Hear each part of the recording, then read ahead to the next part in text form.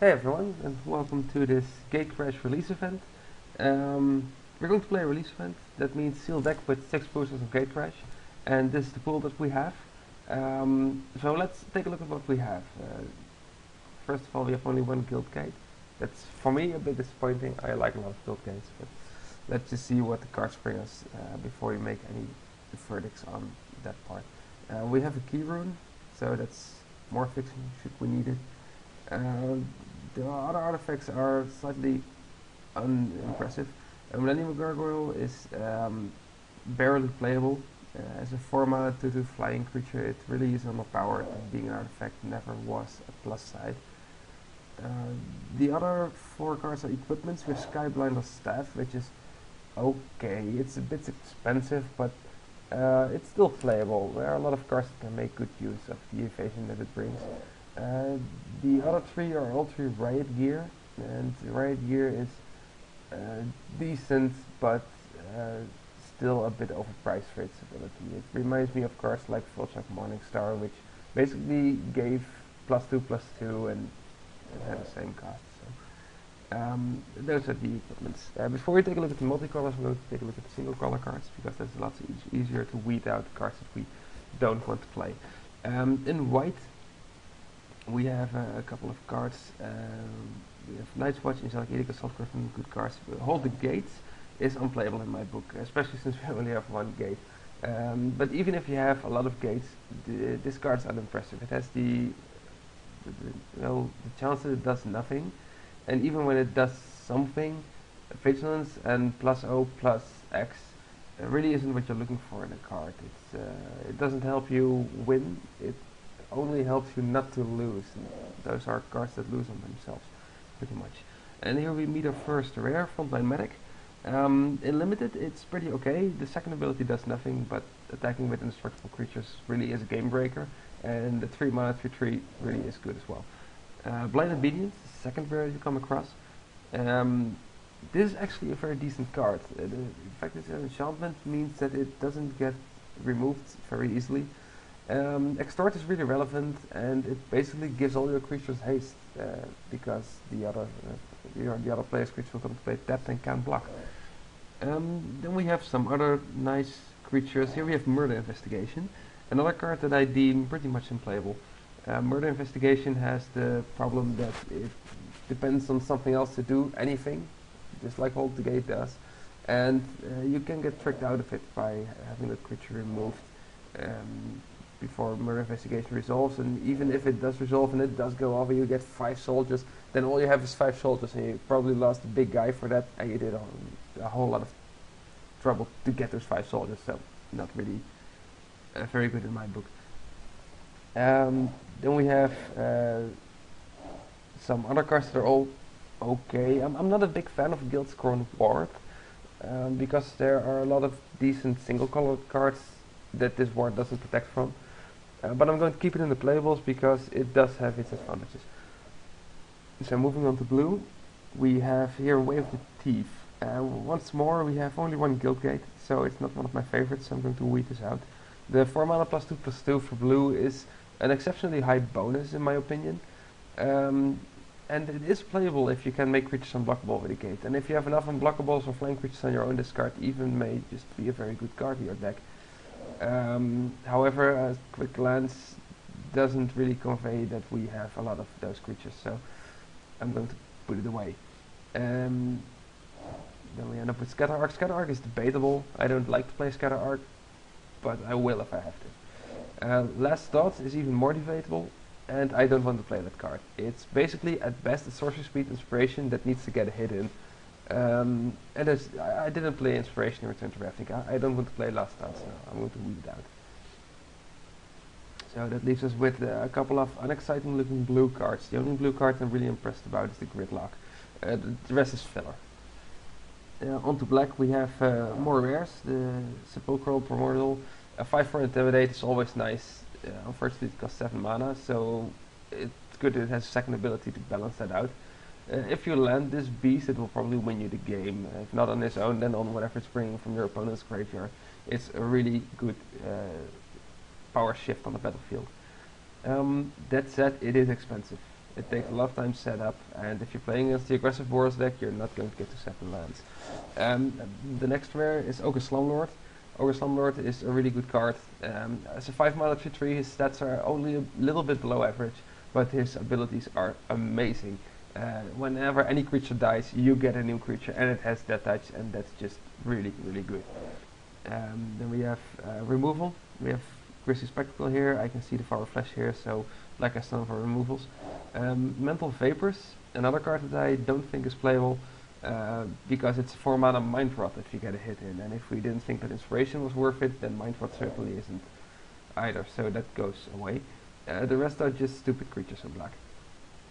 So in red we have Tin Street Market, which is borderline playable.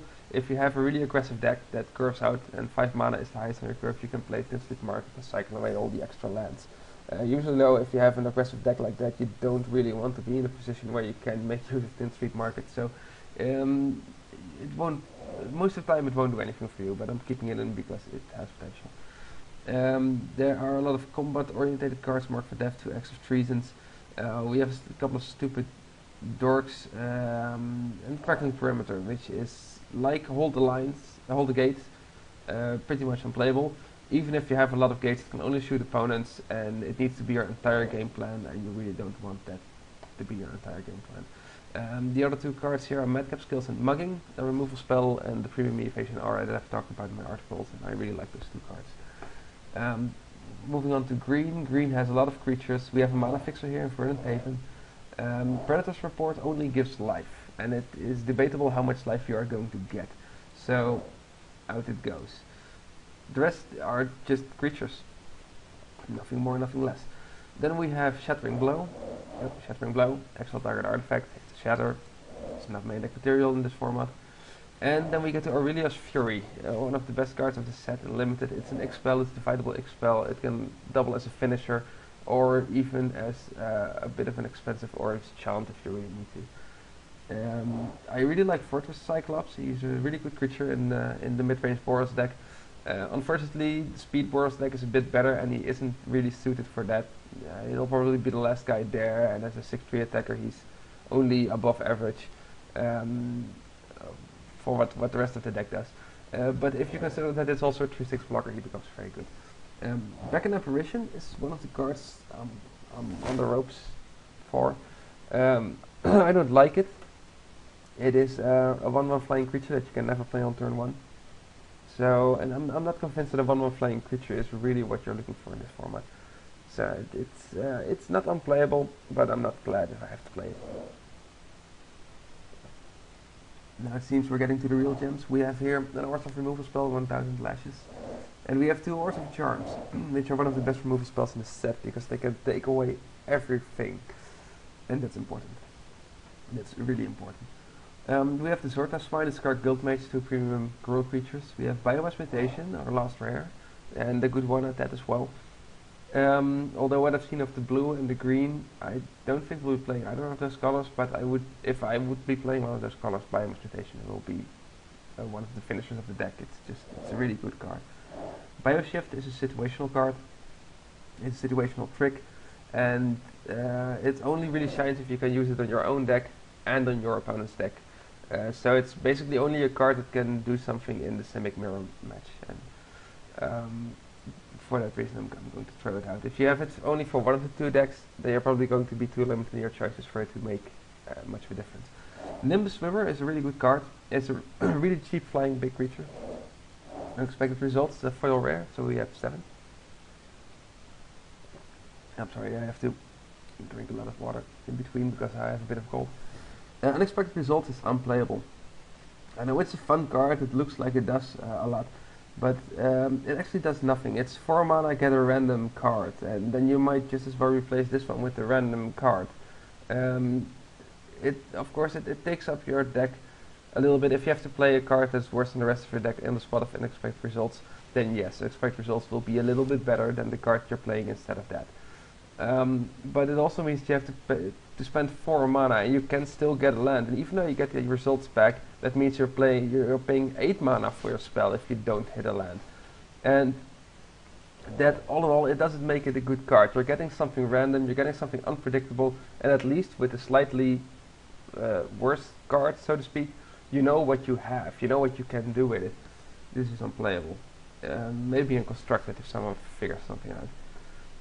Then we get Shamble Shark is a fine creature, Difficult Rogue is an evasion creature, and here we get the Dimir cards. I'm not a fan of Dimir. I think Dimir is the worst guild of these 5 by far. And the cards we have here don't really do all that much. Dimir Charm is situational removal, and Bane Alley Broker is a really good looter. The other 3 cards are medium at best, 2 Psychic Strikes and Mortar Strider. So that's basically the pool. And as I'm seeing it, I'm being immensely drawn to either white-red with a splash in black, or white-black with a splash in red. We have a lot of powerful cards, especially removals that we want to play. We want to play Really Sure, we want to play 2 Hours of Charms and 1000 Lashes. We want to play those cards. So we're going to see what we can make. I'm going to discard all the green cards. I'm going to discard all the blue cards, because we can't splash in this deck. If you want to splash, we have only Boros Kirun and Horse of Guildgate. That's really narrow, so it needs to be either red or either black that's going to be splashed. If we choose to go for the Boros plan, then splashing Orzhov will be heavier than splashing the Boros in the Orzhov deck, simply because we have a lot more black cards that we want to play than red cards that we want to play. I'm taking away these blue cards because we aren't going to splash blue. That means that this becomes a black card. This goes out, this goes out, this goes out. The 2 Guru cards go out, and that leaves us with this card pool. Determining what we want, we have to look at our white and which of the 2 colors complements the white best. So I'm going to put some white cards in the deck. These cards are situational, so I'm taking them out. These cards we're going to play anyway. I like all of these cards a lot, so I will be playing them anyway. And it doesn't matter if we get red in this or black in this. These cards are dependent on the deck. I wouldn't mind playing these cards, but if I don't have to, then I'm all that much more glad about it. So these are the Orzhov cards, and these are the Boros cards. And these are the cards that we are going to play. The Axe of Treasons and the Mark for Death, the more fancy combat tricks, so to speak. Those are the cards that really get into situational slot again. If we become aggressive, then yes, these cards will work for us. If we become controllish and want to sit on the extort mechanic, then no, these cards are probably not going to cut it for us. And let's see, the Tin Street Market, I'll put in this category as well because it's the same. So and then we have a lot of cards here. I'm putting the Slate Street Ruffian on the side because I don't think it's a really good card. Just like the Horrors of the Dim without blue, they're not really impressive. So they're going to the sidelines. That leaves us with, I think whatever we do, we're going to play the Boros Kirun. If it fixes our main colors, that's okay. If it fixes our splash colors, that's even better. The Boros Kirun as 1/1 double strike creature doesn't impress me, but it's not too bad, I suppose. If you can do something with it, that's amazing. But we don't seem to be able to do that, so it's just a 1/1 double strike creature for us. Sorry about that, that's still the cold speaking. Okay, looking at what I have here, the black row of cards definitely has a lot more power. It has 3 solid removal spells in the Orzhov cards, it has 2 more removal spells in the black cards, and I really have a lot of respect for Grisly Spectacle and Orzhov Charm right now because those are 2 of the best removal spells. If we look at what the red is bringing, we're getting a couple of stupid dorks, Aurelius Fury, Fortress Cyclops and Mugging, so that's basically removal and a fat guy. So I'm leaning very much towards going Orzhov and just splashing the red in it. And splashing the red would mean splashing your Aurelius Fury, the Mugging and perhaps the Madcap skills. The other creatures aren't really that exciting. So we're just going to fill it up. We're putting these cards that we're going to play anyway, putting those in. A note in the Deathcult Rogue, splashing red does mean that the double black cost of him will be taxing, but not impossible. So it might not be a 3-drop in our deck. This one goes to the sideline as well. And now we have 21 cards. If we add in the Fury and the Mugging, we have 23 cards.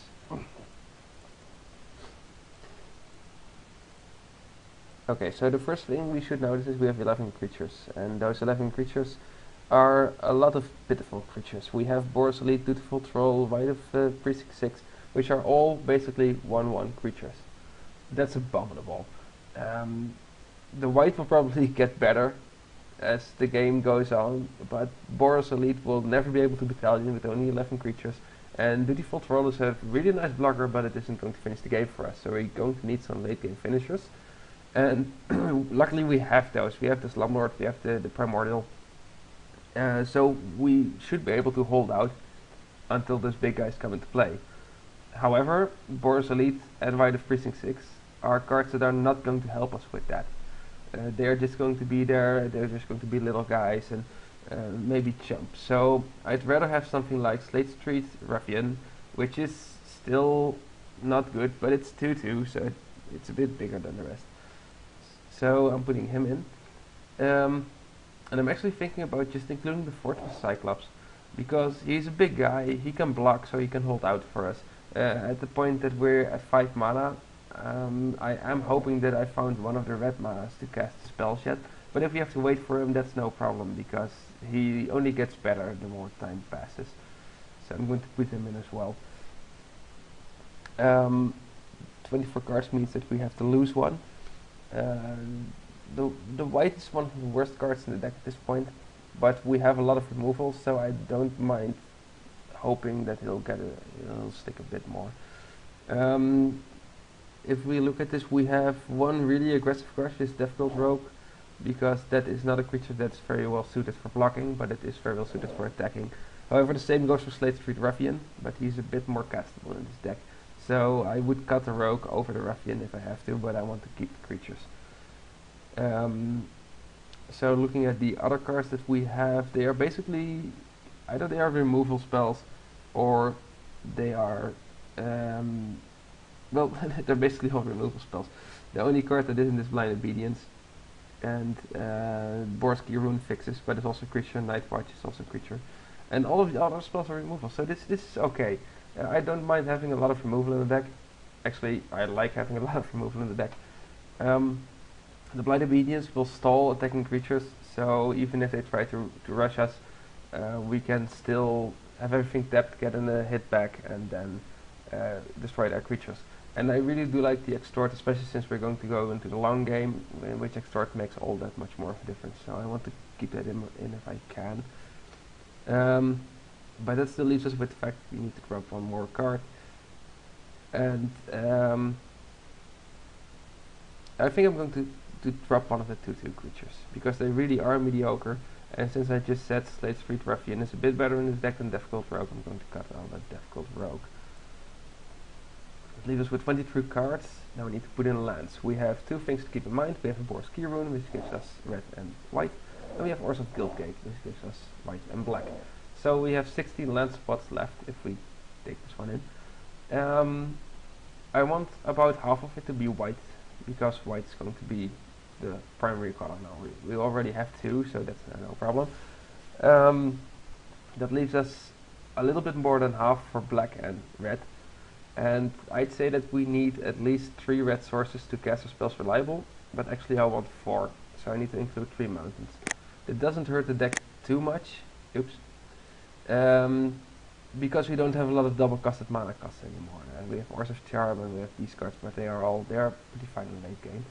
And if we have 3 mountains and we take half of our mana cards for white, which means we have 9 white sources, that leaves us with 6 swamps, and I'm perfectly okay with that. So this would be the deck, and I'm going to see if it works. So I'll see you in the first round. And actually we were the last player to submit, so I'm just going to leave this running and take you through the first game. Basically when I'm playing release events online, I'm playing them because the payout is really good. The players are a bit below average, like what you expect from a pre-release. and they aren't accustomed to the card set, so they are going to make mistakes. And if you know what you're doing at the very least, you can score 2-2 and grab some boosters, and the price isn't so high that it's hard to break even. So if your cards are worth a bit, as if you have a Aurelius Fury, I think they are worth a bit. And you land at least at the 2-2 spot, or preferably a 3-1 spot, which isn't too hard to do either, then you can break even on these events. And that's a really fun way to play a lot of Magic in a short time. We win the die roll on our first match. So yes, we want to play first. Something could be said for playing second, because we have this 3-color monstrosity that's also slow. But I don't want to give a Boros player a free win simply because we gave him the play and he goes on curve and completely nuts on us. This hand doesn't do anything. We have a couple of expensive cards. We only have planes while we're playing 3 colors, so I'm mulliganing this to something better. And here we have a better hand. We have 2 of our colors, that's okay. We have a 1-drop, 2-drop, a 3-drop, and remove a spell. So yes, I'm signing for this. We're leading with Dutiful Troll. And if we draw a land so we can go Skyjack into Frontline Medic, will be in really good shape. Unless she has a removal spell, that would suck, but you know, that can always happen. The troll gets into 3 damage. And we play the dang Skyjack.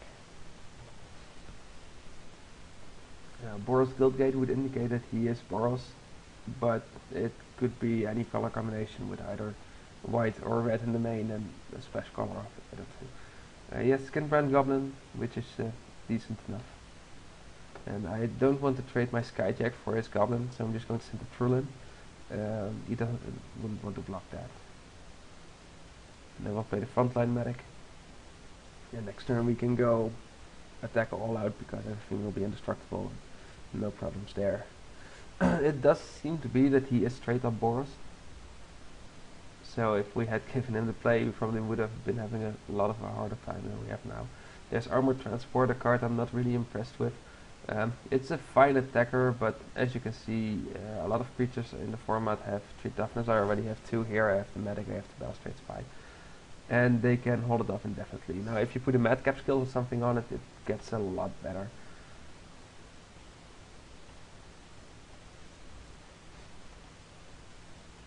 So we're getting flying, we're becoming indestructible. These are good things, a lot of damage. And this is a favorable race for us. So we didn't draw a land, so we can't go completely insane with the Salt Griffin after this. But that's okay. I mean, we can wait with a hand like this. We have 2 more solid creatures, we have a solid removal spell, and we are in a better board position than our opponent is. So we're doing fine, and let's see what he brings. I'm aware that there are a lot of Boros creatures that can really turn this tide. If he has a 3-1 double strike creature, that means his attackers are going to be insanely dangerous, and we need to keep a blocker back for the 3-1 double strike creature, or we can get housed by a removal trick or act of treason. So we need to watch out for those cards. But if he just plays another random dork and deals us 4, then we can swing back for 7 again, and he'll be in a losing race. And once the Salt Griffin gets online, he won't be able to do anything against the Aerosol. Bomber Corpse is a nasty card. Will kill our Dare Skyjack next turn. So we better make the most of what we have right now. Of course, it would be, if we draw land, we can play the Assault Griffin, or we can save the Griffin Spectacle to make sure the Skyjack doesn't die. And whichever we want to do is probably dependent on if he has something else and how our combat step goes. And if we draw that land or not. So. Okay, now here we have the mountain. So first we'll take the attack. And see what he does. I'm not expecting him to block anything. The troll, probably. He's not even blocking the troll. That's good news. If he had blocked the troll, we would have done 1 less damage. That's basically it. So, he will want to attack with everything to kill the Daring Skyjack, which means that he has 3 creatures that are not going to be able to block. He's at 4 life, so I really much rather add another 3 power creature to the board, so that you have 2 3 power creatures and a dutiful troll that can attack and kill him next turn. then trying to save the Skyjack. If he doesn't attack, the Skyjack lives, that's good news. If he does attack, he has 3 less blockers to care about, and Grizzly Spectacle can take care of the other one that he plays, and that's definitely a better position to be in.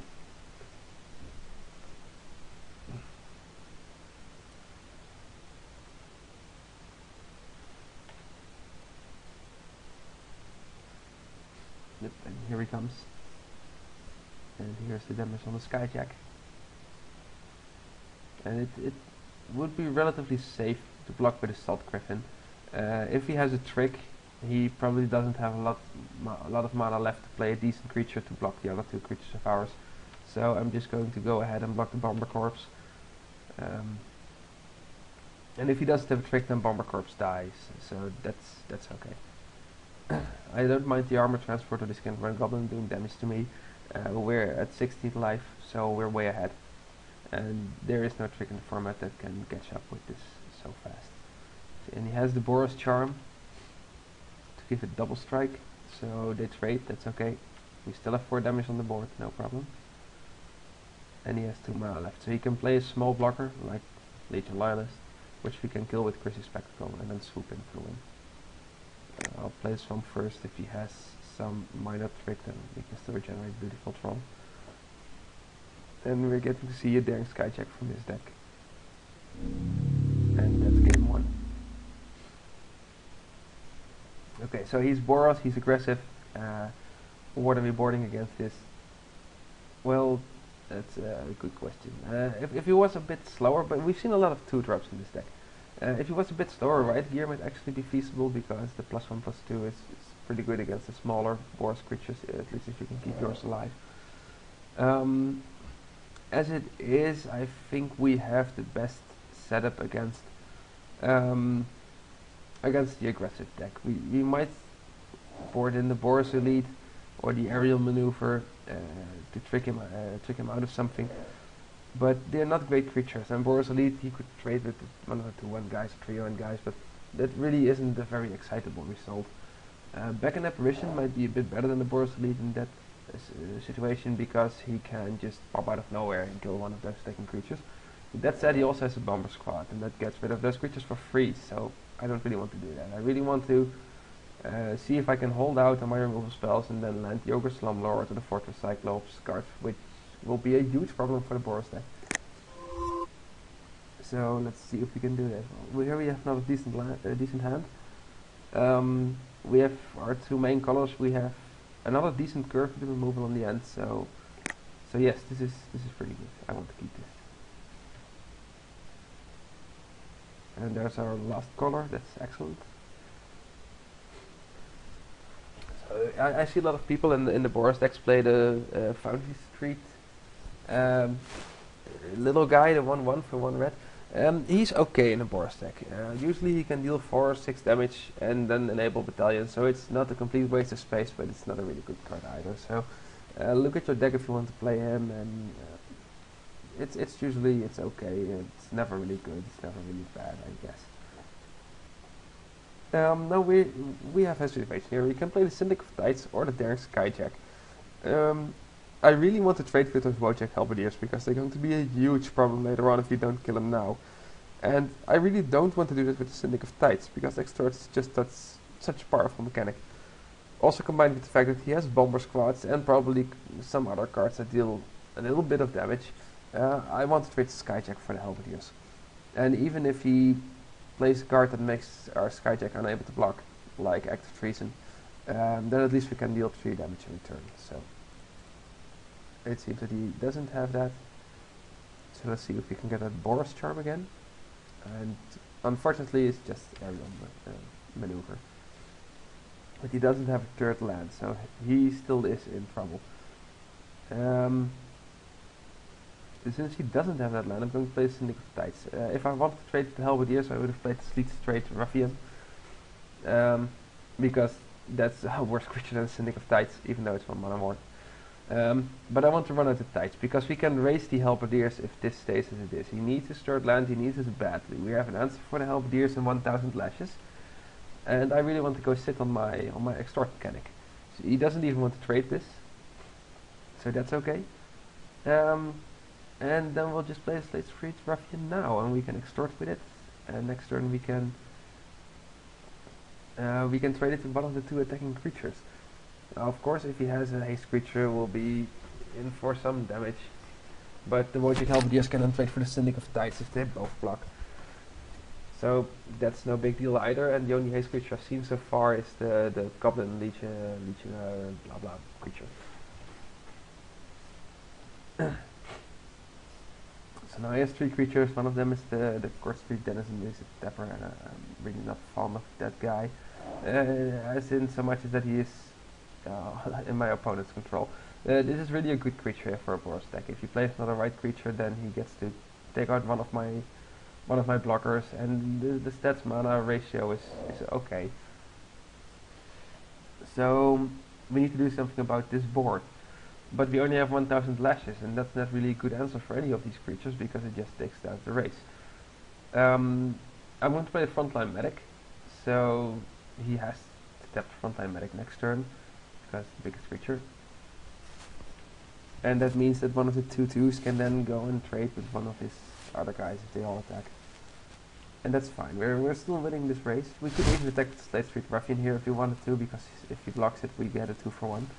But I want to take this defensively and see where his tricks lead us instead of him blowing us out with something like Act 3. Okay, so he has Knight of Obligation. He's going to tap the Frontline Medic. And if he decides to attack now, then we can choose to either trade off the Magic A.D or the Court Street Denizen. And I'm really okay with trading the Slate Street Ruffian for the Court Street Denizen here. We could block with both on the Halberdiers and kill the Halberdiers and he'll take out Syndic of Tides. But I think the Denizen is the worst problem here because he taps out our blockers. And eventually we're going to have the big guys, and they're going to be tapped before they can block. So that's not good. Knight of Obligation on the other hand is kind of a bitch, because it has vision, so it can block our creatures, and the extort mechanic works well on the Boros deck as well because it deals damage. We need to play Devour Flesh before you play 1000 Lashes, because that obviously is not a good combo. But I don't want to play Devour Flesh right now. I want to expand my board with the Assault Griffin. And if I'm able, just trade the Assault Griffin for the Daring Skyjack. And I don't mind trading the Frontline Medic for the Magic A.D if that clears his board. And then we'll be done with the Boros Rush, and we can just wait until our end game, the Primordial that we're holding, kicks in. Now we have to take we have to be careful for the tricks he has. Things like Martial Glory is really going to host his combat step if we're not careful. And we know he has a Boros Charm, which can make everything indestructible. So I don't want to do all of the blocks in this turn, because then we lose to a trick. So I'm just going to take out this guy. And if he wants to trick us, that's okay. Then he tricks an Assault Griffin with Fusion Slasher, that's okay. We take some damage, we go to 12, still also okay. And next turn we can go sit on the Devour Flesh. Now here's a creature that I really like to see at this point. And we can extort with that.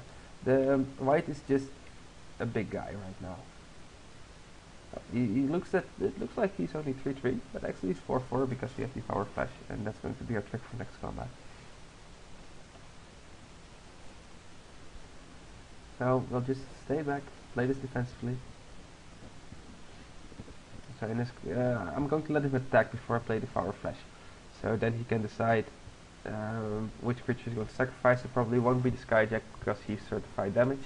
And then he'll lose one of the two better creatures, which we can then block off with a white Precinct 6 or perhaps Frontline Medic.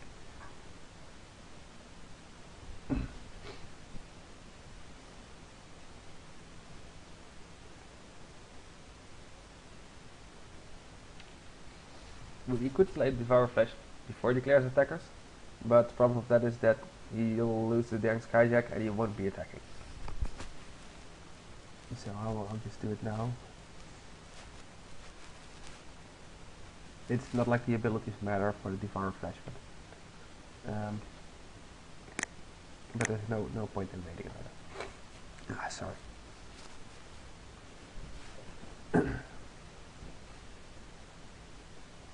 Okay, so he sacrificed the knight, so he gets the most life, but that in my view was the worst threat that he had, so that's okay. And then I'll see if I can get the white to kill the halberdiers.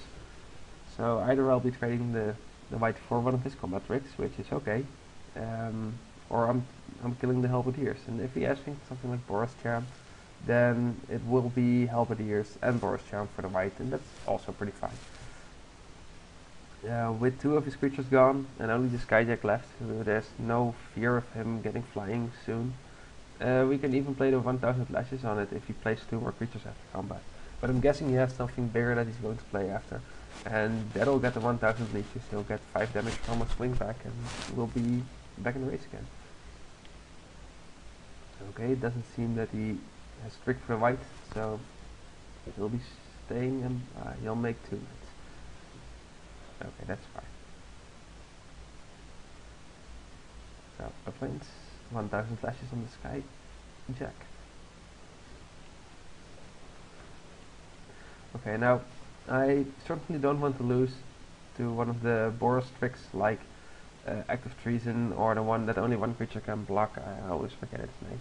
So I don't want to go all in with this. I want to go all in with white because he can kill it. And I'm playing it safe. There are only a couple of cards that can still win him the game, and we don't need to give him those outs.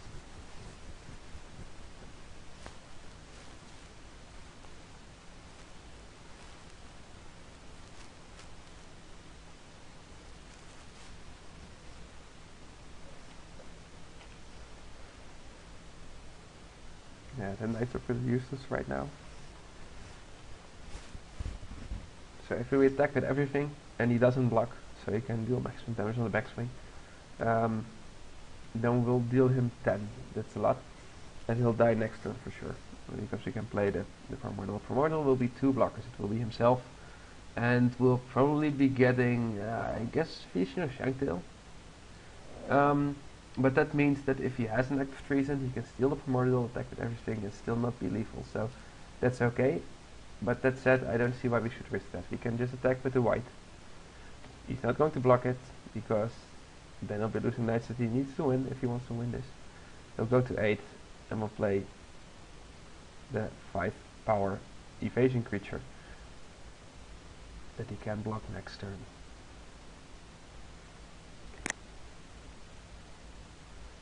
Then we'll use it to take the Vision from his graveyard. And yeah, our white goes down a notch, but that's no problem, because next turn he'll be getting damage from the Primordial, and any other creature that comes through is good enough. And there he concedes the game, and the first match is ours. So I really like how the deck performed. It did exactly what I wanted from it. We were a bit lucky with our mana, I suppose, because both games we had all of our colors pretty soon. But yeah, this is promising. There are 3 more rounds to go, so I'll see you in the second match. Okay, so here we are for the second match. We want the die roll again, so yes, we want to play first. And we get another excellent hand. We have all of our colors to start with. We have the Skyjack and Devour Flesh to get us through the early game, and that's pretty good. So let's see where this goes.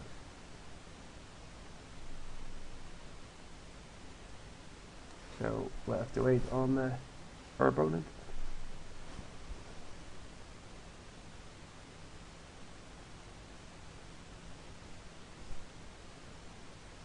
And there he is. He mulligans to 6 and to 5. So he's on the draw, so that's mitigating that a bit, but still, the 2 card loss is a huge advantage for us. And he has planes. And here comes the Skyjack. We drew Mugging, which is really good.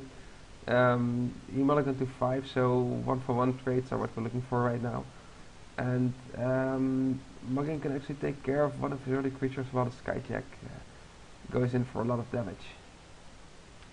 So now basically we have 3 removal spells, so we can deal with his next 3 creatures, and Wow, that's a really good creature.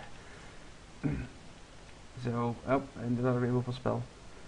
Um, I'm thinking if we use Devour Flesh, we'll get rid of the Boros Reckoner. We won't get anything better out of it anyway, so. And that also allows us to attack with the Boros Kirun and deal 2 extra damage. So, we're still here with 3 removal spells. He seems to be Orzhov. But, oh, and the Gideon. He has some pretty good cards. Although at this point I'm not really overly concerned with Gideon. So I'm just going to go ahead and keep attacking him. If he wants to attack us with his Gideon, that's okay. And if he doesn't want to attack us with his Gideon and just load it up, that's also okay. It's not going fast enough to get to 15 fast, and we can always put it back down if we need to. And he has 3 cards in hand. We have 3 removal spells, so I doubt he'll be getting a lot of creatures on the ground. Although it has to be said that when we use the mugging, we can't attack with the Boros Kirun. But still. And there's a Salt Griffin. Blind Obedience. It's actually a card I want to play right now. And then I can use the mugging on the Griffin, extort, and attack. And he goes to 6. And anything he will play will come to play tap, so we get a free attack step next turn.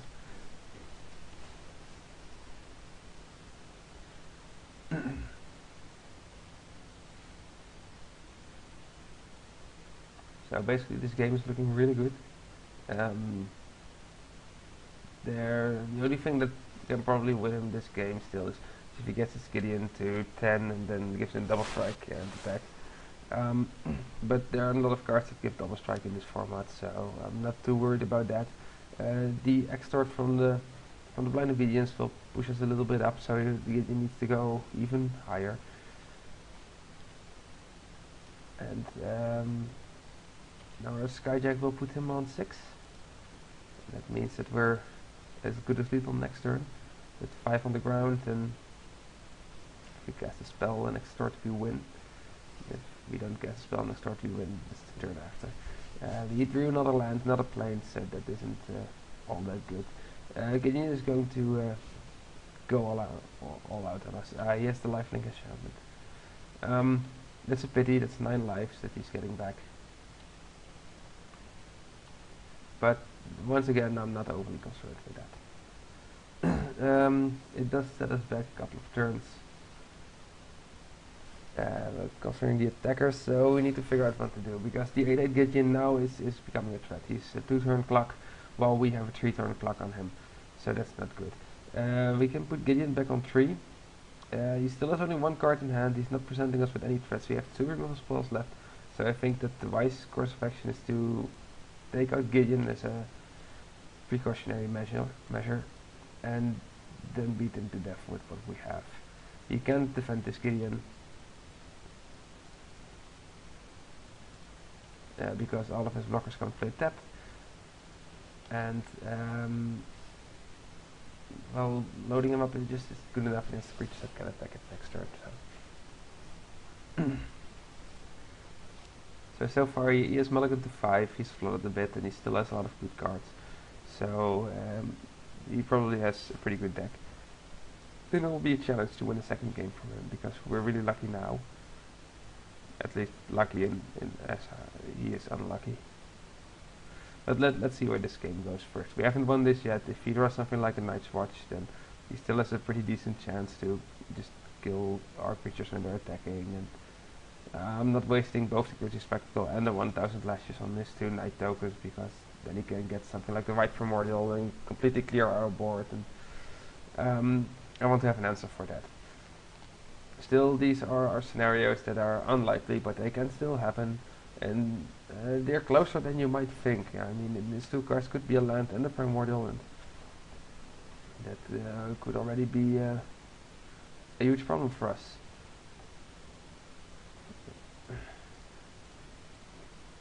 I mean, it's not like we're pressuring him with a whole lot of pressure either, so Well, let's see if this can destroy Gideon. If it can destroy Gideon, then at least we'll be taken off one of his tricks, but it doesn't seem like he has something, so play spell so we can have Grisly Spectacle if he does have something that we need to get rid of immediately. But he has another planes, so he's not doing anything. We'll play another planes. We'll have him take 8. And next turn he will die. I'm fairly sure there isn't a card in the format that can save him at this point.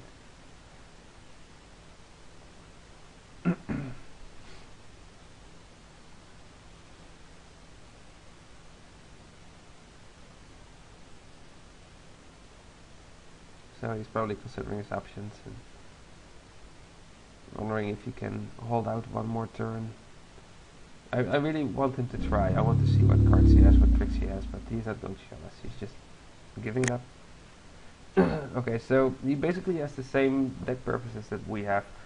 He's a mid-range to late-game deck with a lot of good cards, like he has the Gideon, he has Gift of Orzhova, we saw the Boris Reckoner. Those are really powerful cards. Now we have powerful cards of our own, so that's not a problem. But still we have a couple of cards in this deck, like the Slate Street Ruffian, which are stallers for the aggressive decks, which he isn't. So we're going to see if there's something better in our sideboard.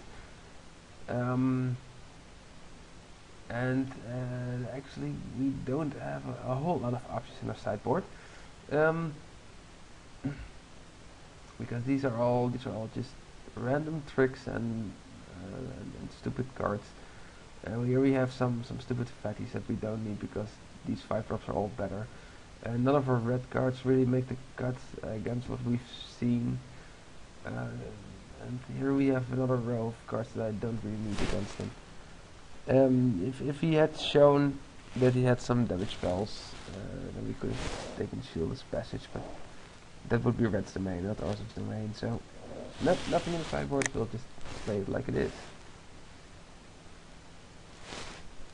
And he'll probably be taking the play, which I don't mind for this matchup. If he wins the next game, I'm going to give him the play again in the third game, because I think the card really matters. We both have bombs, we both want to cast those bombs, so we need to curve, get our lands in order, and get to the high drops and win. And I'd rather not have to mulligan to 5 and also be on the play, because that's just devastating in a matchup between two mid-range decks. So we'll just wait what he decides, and I'm guessing he's taking the play, and that's pretty good. And if he takes the draw, then that's okay. I mean, there's nothing we can do about it. So.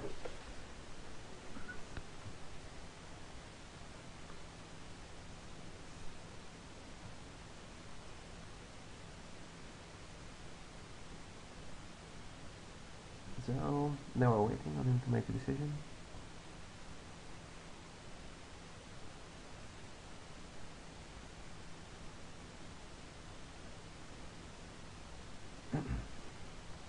And while we're waiting, let's talk about some other stuff.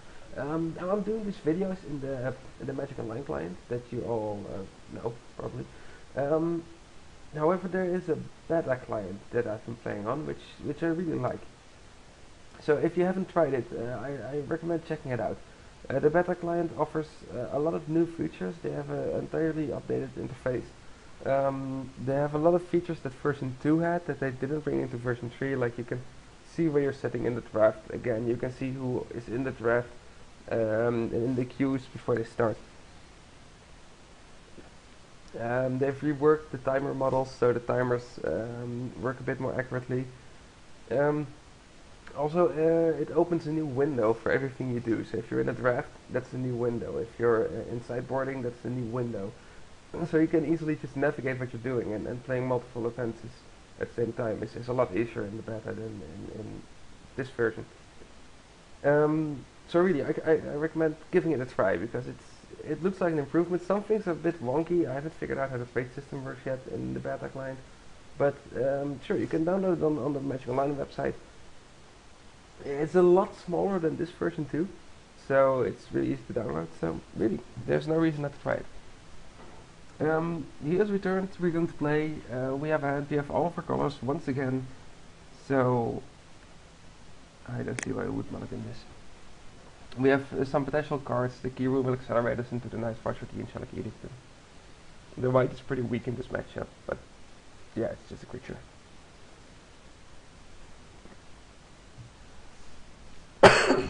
Sorry about it. So maybe the white can do something still in the mid game. Perhaps a few damage early on. Well, we have Dutiful Troll, but we don't have a plane, so we can't cast him in turn 1. So we'll just keep him behind. He's not doing anything. I'll just play the white here. I could play the Dutiful Troll, but if he has a blocker, then neither of them is going to attack. And if he has an attacker, then we can just play it and regenerate. So no losses there. Here goes the white. And now we'll just play the key rune, and from the key rune, the troll.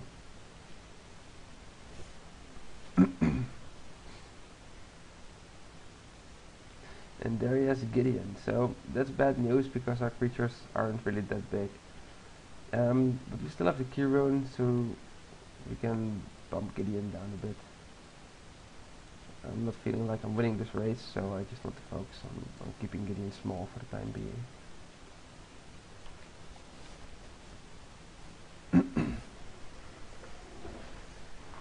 Feels a bit silly attacking Gideon with only one powered creature. But if that's just a busy exercise for him, that's okay. Well, there we have Gatecrash. That's pretty good as a blocker right now.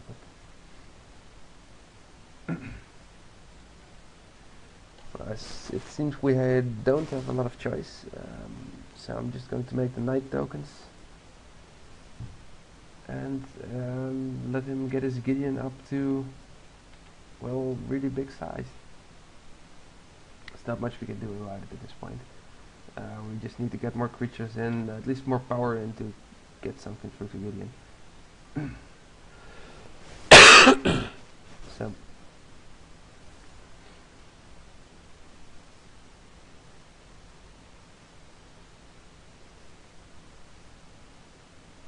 and now he has Burst to Profane.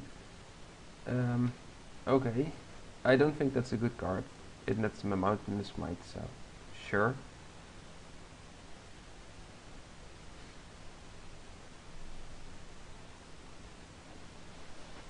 So if we draw a land, we'll just use Angelic Edict on the Gatecrash and go all out to get as much damage on Gideon as we can. Now that we still can. If you don't draw a land, then we'll see what it is before we decide. I'd much rather just throw a regular removal spell so that the white gets 2 power and hits a bit better on Gideon. And we lose if he gets minus 15 on this. He has 5 cards in hand, and we have everything on the board. So if he wipes everything, despite the fact that he will still have a Gideon, which will probably just right there. We have nothing to come back with to battle that Gideon.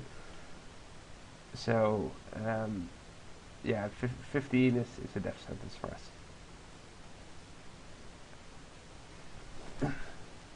He's taking his time thinking about basically no options.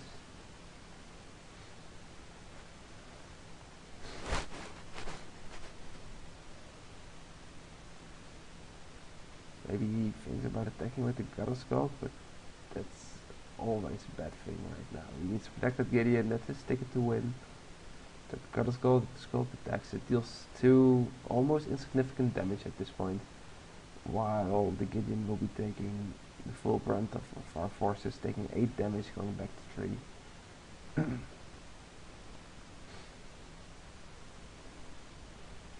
So I'm thinking it's just AFK, doing something else. Maybe Skullfront wants attention, something like that. And so we wait.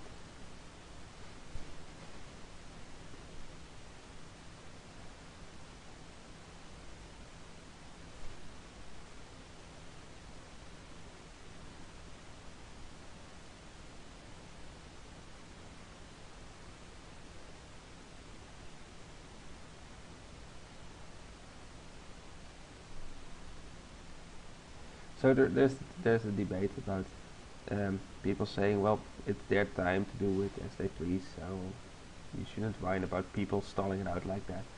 But on the other hand, it also is rude. I mean, you're playing a game with two people and you're just going away without anything. So seems that I have miscounted. Even with the land, Angelic Edict won't be enough to activate as the Borsky rune and be able to attack with it. So I still think it's our best option though. We need to deal as much damage to Gideon as we can. Putting him on 5, then next turn he goes back to 10, so he doesn't go a whole lot lower. But I don't see that we have any other options. If we don't do anything about it now, they'll kill us next turn, so here they go, all to Gideon.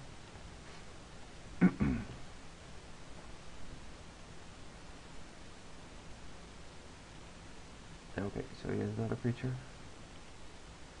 And Gideon goes back to 10. And we draw a dot. Well, that's too bad. It means we're probably going to lose our white in this attack step. But it can be helped. We have to push through now. Yep, everyone's going to Gideon.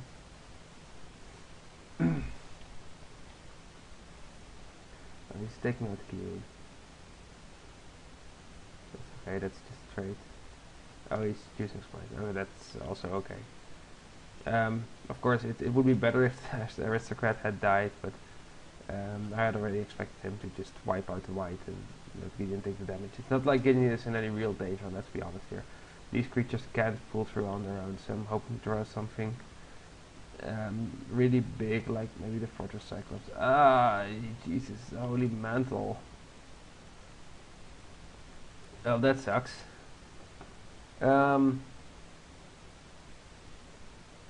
Yeah, we we still have out, so I'm not conceding this, but it's definitely not looking good. Yeah,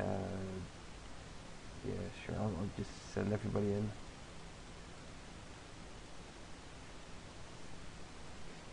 And now he's blocking the white. And now we can play Slate Street Ruffian, which does a little bit for us, so I'll just put him in there. I kind of consider keeping him back, keeping some lands back, and trying to rebuild, but I don't think he's going to minus 15 as Gideon at this point. He'll just feed it up, get it big, and then one-shot us with a backswing.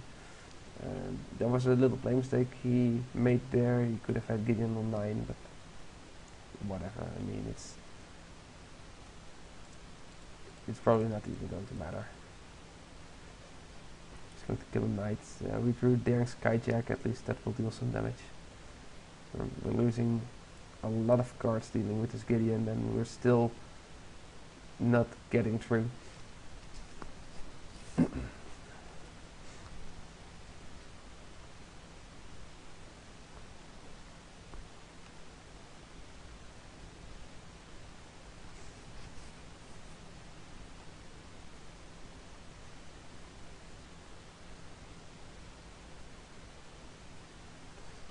Kingpin's Pet. So that means he can block both the Knight and the Daring Skyjack. And here we have Force of Charm. That would allow us to deal with the Kingpin's Pet. If we target the card Aristocrat, he'll just sacrifice the Kingpin's Pet anyway. That actually, I think I'm going to concede at this point. I don't see whichever sequence of cards I can draw to deal with Gideon as it is. And I don't think we're going to see a whole lot more cards of him. He's just going to win on this Gideon. We're losing creatures. We're just losing a lot of creatures, losing a lot of cards. We're showing him a lot of cards as well. And I really want to hide the fact that we have a really removal dense deck. And I want to take advantage of that because he has a lot of power auras. I want him to keep them in, to keep his creatures vulnerable to our removal spells. So I'm just giving this up. And we'll play the next game. Okay, so he has a Gideon, we already knew that. Nothing changes. I'm going to keep the deck as this. I'm letting him play first. Okay, so here we have next interesting hand. We have no black mana sources. we have 7 black mana sources in the deck, so that means the August Slumlord will need a bit of luck to appear on turn 5. We can cast the Ores of Charm. On the other hand, the Mugging can deal with every creature we've seen so far from his deck.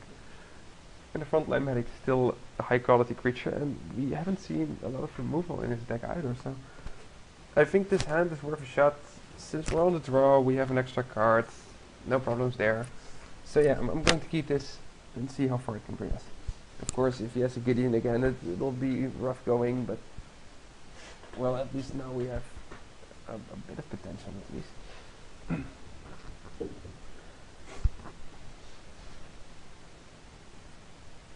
And we're once again waiting on the opponent for his mulligan choice.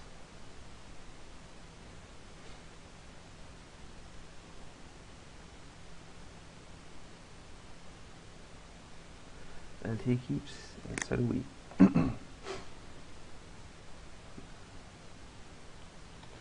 He starts with a swamp. That's good news for us. Means he won't be playing Boris Reckoner on turn 3. Okay, another plains. That's not a card we're looking forward to, but okay, I'll take it. Next turn we can play the Frontline Medic. Probably, hopefully, get some damage in before it gets wild. Nothing's happening on his side of the board. Another plains. And we really are going to need either some action cards or a swamp instead of the dots we've been getting. And he has Syndicate Enforcer. Ugh, another one of those cards. So we'll take care of the Enforcer. Just get the Frontline Medic in. And now we're basically in a position where we need to draw something. We have nothing, but apparently neither does he. He has 3 swamps in the plains. He can cast most of his power cards with that. Another black card, fantastic.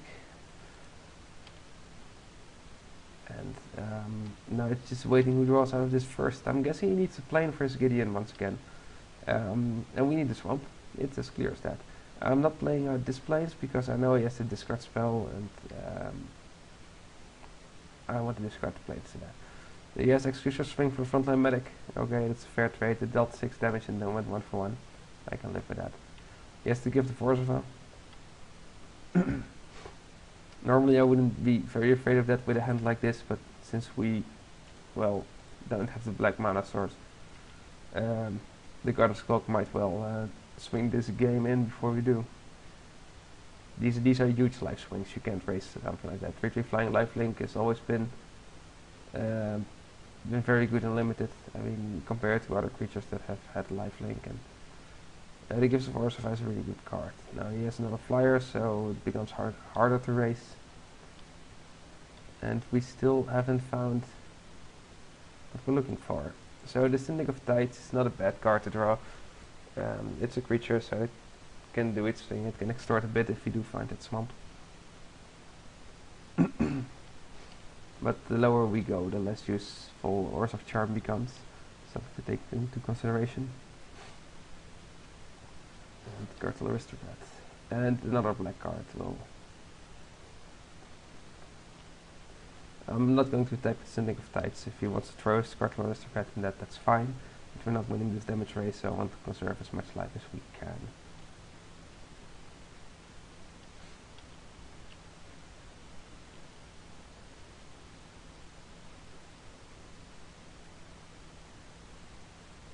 And there's the Gideon. So things are looking pretty bad right now, and Fortress, at least we can play it, so that's good news, I suppose. Should we attack first with the Syndic of Tides? No, we want the Syndic of Tides to block because Gideon is attacking us next turn, and no, I'll just jump it with the 2/2 dark.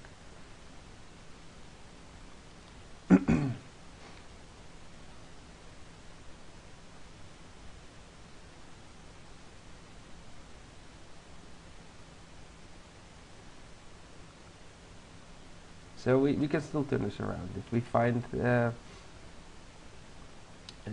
black mana source, then we can still win this game. There's no problem. but we do need to find it. And here we have another place. I'll just send the Fortress Cyclops in to give Gideon a bit of a roughing up. They'll probably block him with the Aristocrat.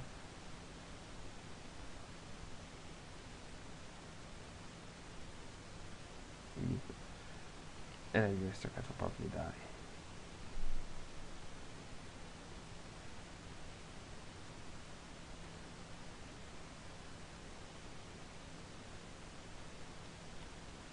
No, he isn't blocking, he's just letting Gideon take the damage. That's okay. Gideon isn't the primary threat here, the Gun Skulk still is.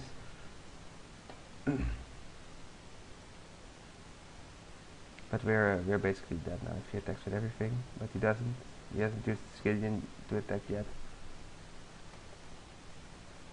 So he's just going to fatten it up. If he had attacked with everything... Oh, we're going to lose 2 cards. Yeah, sure, I don't mind losing these 2 cards. I'm still keeping the Ores of Charm over the Wine of Precinct 6 because the Ores of Charm can help us out if he extorts a bit up. He has another trick for his card Aristocrat and we lose the game right there. But that's it. Okay, so this last game, nothing to do about it. We basically had some bad luck, we didn't find our swamps. If we had dropped a Black Source somewhere along the way, we would have won this game. He didn't do anything either, so... well, he had good cards. I'm not really convinced about his deck. It was a really slow deck. His creatures were abominable. I mean, he had Cut the Skulk as his main damage dealing threat, as it appeared. So no, I'm not convinced of this deck. I think we should have won this, and we were just unlucky. So, can be helped, and let's go on to the next one. Okay, so here we are for round 3, and we won yet another die roll. And we're getting this hand. It's a lot of removal on an Assault Griffin. We have 2 of our main colors, so that's okay. I'm keeping this and see where it goes. Devourer Flesh can take care of any of the aggressive creatures far away, and the Assault Griffin can start doing the beats as soon as it lands, and we'll see what we draw into. So he mulligans to 6. And we are off.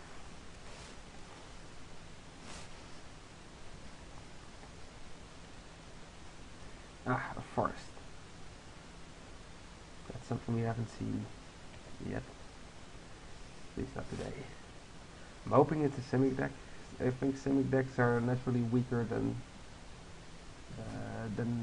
Gruul decks. But that's because the Gruul cards are just powerful. And also a Simic deck can be a lot more powerful than a Gruul deck. It really depends on the cards. I mean, a Simic deck that works together is probably a whole lot better than a Gruul deck doing just its stuff. I'm devouring flashing the green side Watcher, not because I'm so scared of the Elf Druid, but because we're not getting anything better out of it, so might as well just play it now. So we drew 2 cards that we can't cast yet, but they're nice to have already. He has nothing yet, and there's a land. So we'll just play out the Assault Griffin. And the Assault Griffin is not as powerful against the Simic deck as against the other decks, because Simic has a lot of the reach creatures, has a lot of the flying creatures. So no, it's not the best card to have, but it's not worse either. I mean, it's still a 3/2 flying creature. It'll deal a lot of damage, and it still flies. So yeah. And here we have the Balustrade Spy. Let's just have a quick look at this deck. At least a few cards for lucky. Wow. And we're getting a lot of cards to see, and I'm really happy that there's a Simic Manipulator that goes to his graveyard. That guy is a creature that, well, even though we have a whole lot of removal, this is a powerful card. You need to deal with it or it will kill you. The other cards are also fine to get rid of. I mean, he has some cheap evolved creatures. He has the powerful Hands of Binding card, and Keymaster Rogue is not And he uses Simic Charm to just return the Assault Griffin to our hand in his own turn. Oh, it's still the end of the turn. Sorry, that's my mistake. It didn't make sense for him to do it in his own turn, so... But end of turn is just fine. And he has Agoraphobia, taking care of the boss with Spy. Agoraphobia is a solid one as well. And we have another Swamp, so our Grizzly Spectacle gets turned on. And we have the Assault Griffin again. Now it's just waiting for him to do something. He has 5 cards in hand, and it can be all those fancy Simic tricks that they have. It can also be some of those top curve Simic creatures that they have, since he doesn't have a 5th land, and the 6/2 creatures are, they're really heavy hitters. So the longer they can wait in his hand, the better it will be for it. So I'll just sway in with the Assault Griffin, play the Boros Key Rune, and then next turn we can have Fortress Cyclops. Unless he plays something threatening, then we can destroy that. And with the mana available, we can even choose to if he taps out for, say, the 6/2 Lust Frog Beast, we can destroy at the end of turn and still play our Fortress Cyclops in our turn. There he has his 5th land.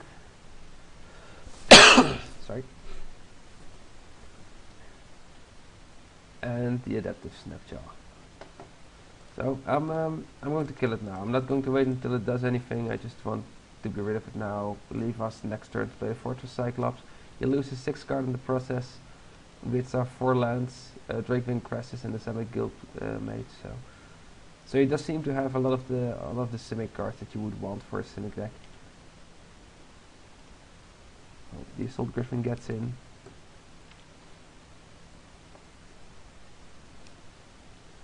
And then we'll play the Fortress Cyclops. Yeah, we'll play it like this. And then we'll play the Dutiful Troll, because it never hurts to have a Dutiful Troll on duty. I'm keeping the Swamp open to regenerate the Troll, because I don't think there's any creature that is capable of attacking us this turn. So there is another Drakewing Crassus.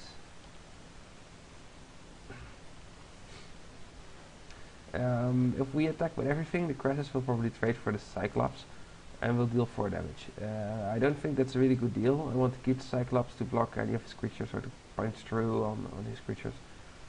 So I'm just sending in these 2 guys. I don't mind trading Assault Griffin for the Crassus, and Dutiful Troll will not trade at all. So he can block that for all I can care.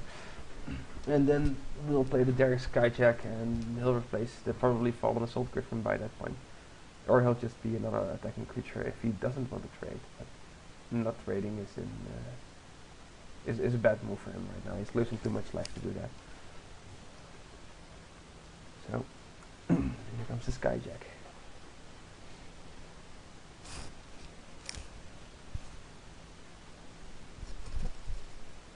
He still has a lot of cards left. He has 4 cards in hand, and if there is a Guild with tricks, then it's Simic. So let's see what he has. 6 mana. He has Sapphire Drake. Sapphire Drake also isn't that much of a problem. I think I'll just trade it for the Fortress Cyclops this time. So I'll just attack with everything, and he can choose to either kill the Cyclops and trade it for Drake and take 4 with 7. That's fine.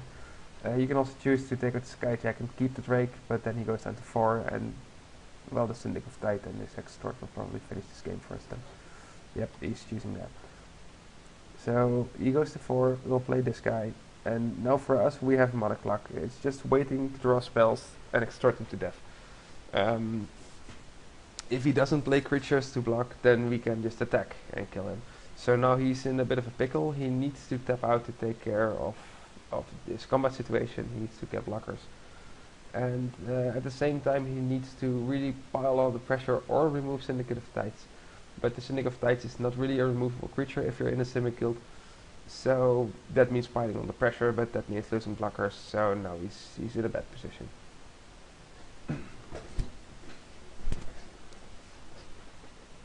So I mean, now has his 7th land, so I guess he drew 3 lands straight. So he still will be having the 3 cards that he had when he was stuck on 4 lands. This is excellent. I can just block with the Balustrade Spy and smite the Sapphire Drake, and that's okay. We get to extort him 1. We get to get rid of the Drake, and that's basically everything I'm hoping for at this point.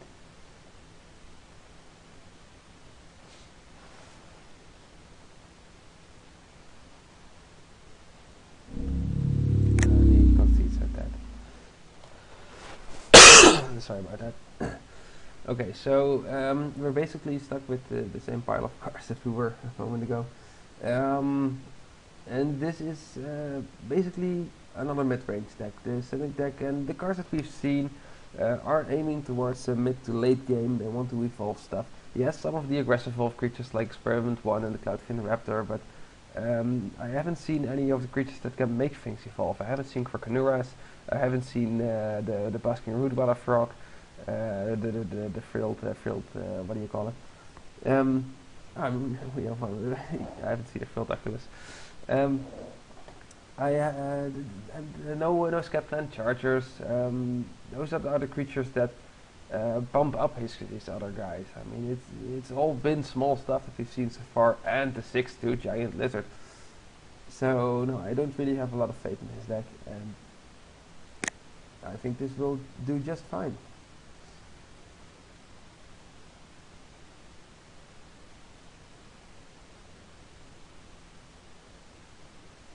So basically the strategy is to take care of the little creatures like the Cloudfin Raptor before they get big. We can use an Orse of Charm and a Mugging for that. And we can deal with the big creatures with the battle removals, the 1000 Lashes, and the Grizzly Spectral can take care of those. Or the Smite, as we saw. And then just wait for one of our bombs to end. Previous game was the Fortress Cyclops that really sealed the deal by doing 6 damage and then presenting an instant kill threat. But really any of the big creatures would have done that at that point, so...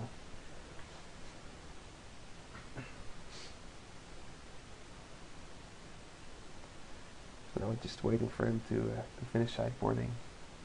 We could consider, of course, the aerial maneuver. We have seen a few flying creatures. Yes, the Sapphire Drake, yes, the 2 Drakewing Crashes, and of course the Cloudfin Raptor. So just giving one of our blocking creatures flying over strike so that it can deal with it is not a bad thing, but as it is Simic, he has a Simic Charm. There are probably some other combat-oriented tricks in this green side or maybe this blue side, like Burst of Strength, little things like that. So I don't really want to run into that trap. Okay, here we go. He'll probably take the play, and that's fine with us. Here we have a hand. We have 2 planes. We're missing 2 of our colors. We have a lot of cards we can't cast yet. Even if we are going to draw lands, the Primordial is still far away. The white is underwhelming, and the Assault Griffin won't do a lot of us. I'm going to mulligan this. He mulligans as well, and I think the mulligans for his deck are a lot worse than the mulligans for our deck.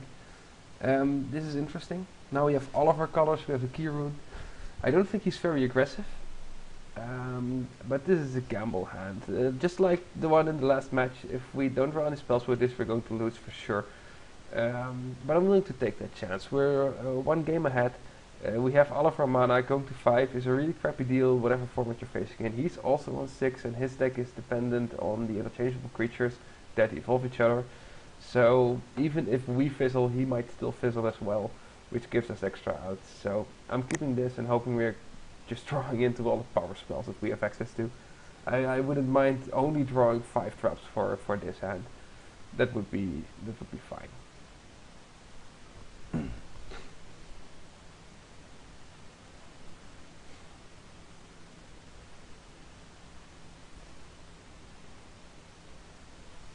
And he starts with the forest.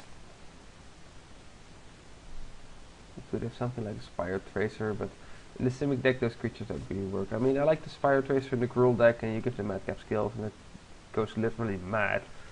But for the Simic deck, the creature a bit of an odd one out. It doesn't evolve anything, it doesn't get bigger, it doesn't damage race.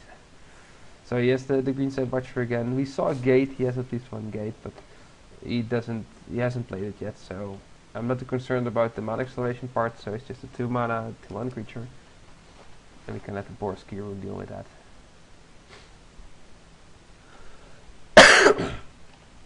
Oh, sorry. I need to stop getting cold, so it'll make this video a whole lot easier.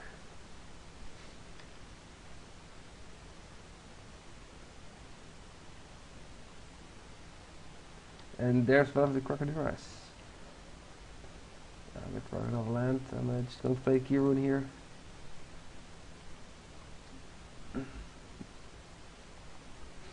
And the Kirun will be a good blocker. It can take care of the Green Watcher on his own. With the Smite, we can make it take care of the Crocodile. Those are good things. And the Drakewing Crescent is going to put us on the clock though, so we need to find an answer for that. But he has 2 cards in hand, so this is probably all he's getting, and I'm a bit disappointed in these draws, but well, we gambled. We knew what we were in for, and we're getting it, so... Sorry, there's still a lot of cards that can turn this game around for us. And we still have time. So nothing's lost yet, and here they come. They're going to take care of the Crocodile.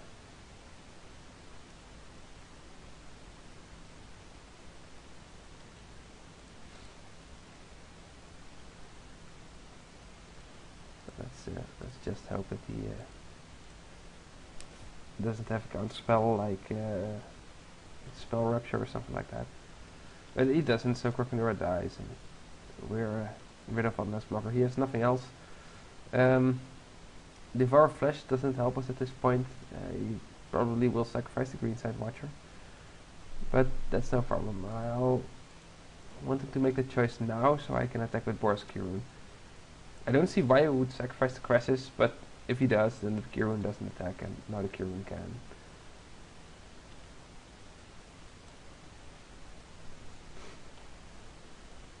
This is just some poultry damage to get in, because we have nothing better to do, but you know, we're still going to need to find an answer on the Drakewing Cresses if we want to win this game. And he has another one. Okay, this really is starting to get annoying. And here's the card we've been hoping for. And we can do 2 things. We can cast it now and get maximum value, or we can try doing it in his upkeep. But I really don't want to lose to a counterspell at this point. Killing the 2 Drakewing Cresses is probably enough to at least buy us the time to win this game if we don't win it outright because of the massive card advantage. So I'm just going to target all of this.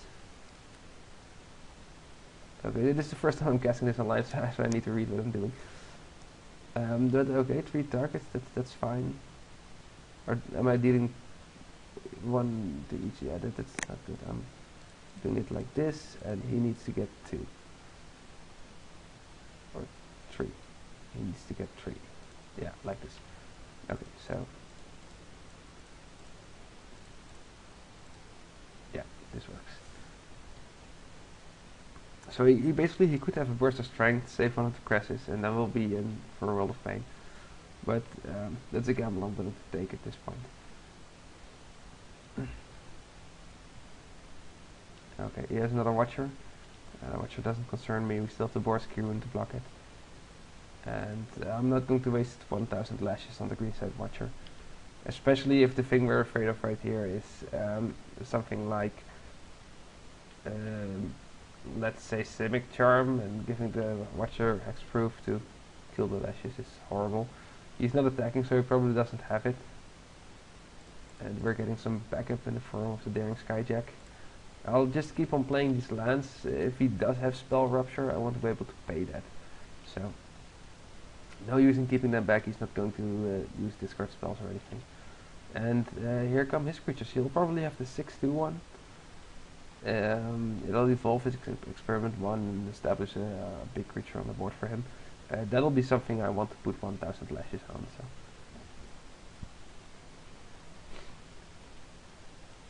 But then again, there probably are going to come cards like Sapphire Drake, um, which are also very dangerous at this point.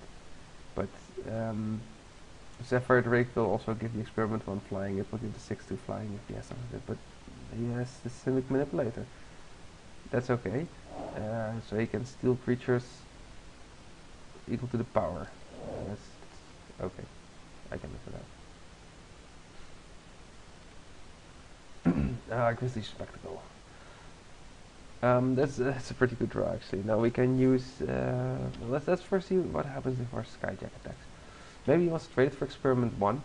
If he does, that indicates that he doesn't have a Sapphire Drake, because it'd be insane to trade Experiment 1 now for the Skyjack if he has a Sapphire Drake. He can play next turn. If he does want to, then we're safe in playing out one of our removal spells because he doesn't have the Drake. If he leaves it, well, this might indicate Drakeness, and I want to Grizzly Spectacle the Drake, so I'm going to use the 1000 lashes on the Simple Manipulator. If I read this correctly, it stops him from being activated, so he'll still grow, but he won't be able to steal. He stepped out of blue mana, so there's no saving Simic Charm for him. And now we're putting him on the clock. I'll just move this. And one life a turn isn't that much of a clock, but it's still more than he's doing right now. And there's Cloudfin Raptor, another creature that's doing nothing for him at this point. But they'll probably have the 6-2 now and just evolve everything. Yeah, there it is. And everything gets bigger, and that's okay.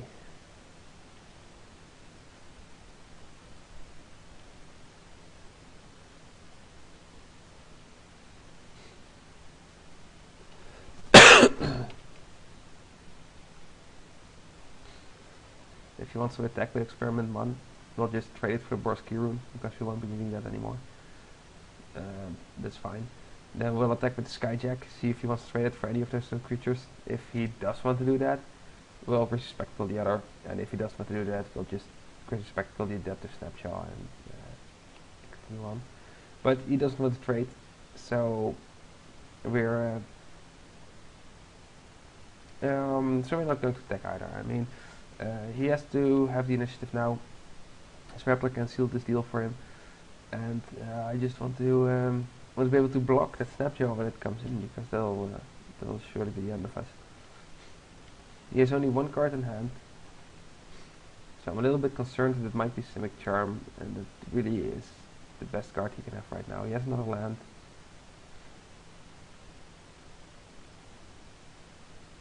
And there he has for 6 mana, and it's the Sapphire Drake. And that's good news and bad news all in one. It's good news because he's probably going to make an attack, and we can make excellent blocks here. It also is bad news because of the amount of damage we're going to take. So I'm just letting him declare his blockers.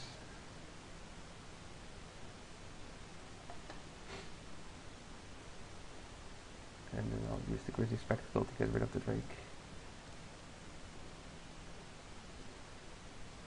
This 4 cards, it shows us a pit fight, so that's a pretty important card to know. And now we have to decide how to block this. We can activate the Key Rune and then jump with the Key Rune and use the Skyjack to block the Snapjaw so they both die. We can also choose not to activate the Key Rune, then we'll go to 3. The Raptor will put us at 1 next turn, and either of these two creatures will kill us unless we kill him, unless we have another blocker.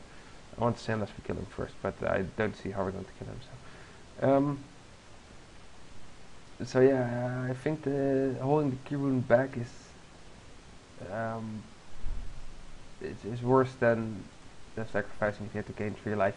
If he draws a creature with more power than Cloudfin Raptor, then it's instantly lethal next turn. So I'm really hoping to draw one of the power cards now. Something like the Primordial. Yeah, that's basically it. I just wanted to draw the Primordial. You've already had the Fury, and it's a Salt Griffin. That's not bad. I mean, it can trade with the Cloudfin Raptor, and we'll go to 1 from the other 2 creatures. That's not something I'm looking forward to. It's not a good scenario, but it's not a bad one either. I mean, we'll still be alive. You can rather Primordial the Night's Watch to live another day.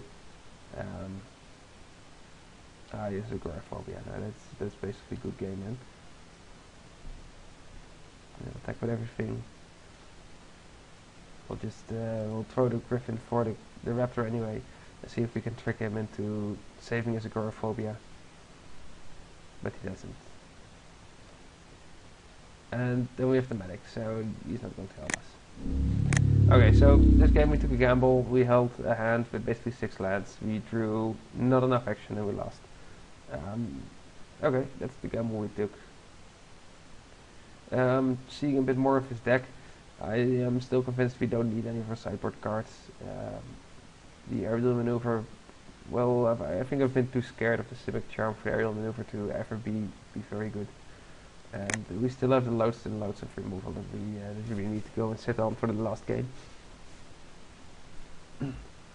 So I'm keeping it once again as it is. I'm letting him have the play because his deck really needs those cards instead of that tempo. And we'll see where we get. Maybe this time if we draw really as Fury we won't be so hard pressed to cast it. It might have been, maybe I should have been greedy and tried to cast it in the turn in, so that he couldn't cast spells. But in the end it didn't really matter all that much. He played that turn the Watcher, the Greenside Watcher, and that was all he did that turn. And that didn't even matter. It laid for a turn, couldn't attack because of our Borski rune, and in the end untapped Simic Gold Cave when it came, so that wouldn't have helped us anyway. Taking 6 more damage, going to 2, and then using it to get also the Watcher out of the way, I think we would have died even quicker to any of the random creatures. We had nothing but the Fury at that point, so I stand by that decision, and I don't think it turned out wrong on its own. And so now we wait while he makes his sideboard plans.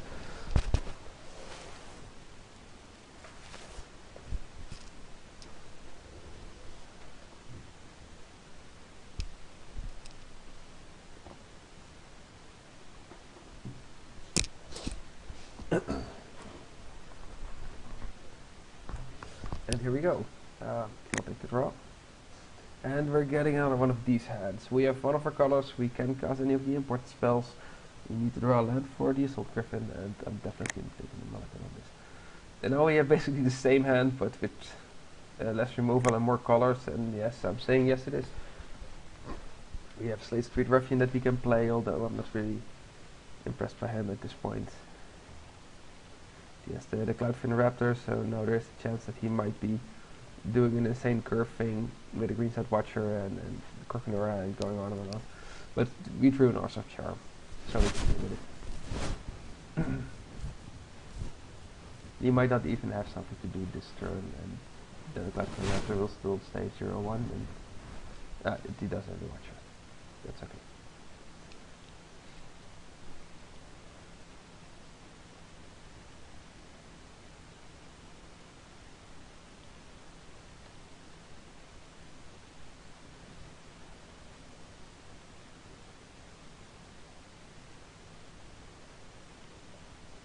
Alright, so I'm going to kill it now, because I don't want to give him a chance to get a Spell Rupture or a Simic Charm in and save the Cloudfin Raptor. I'll just take it out now and be done with it.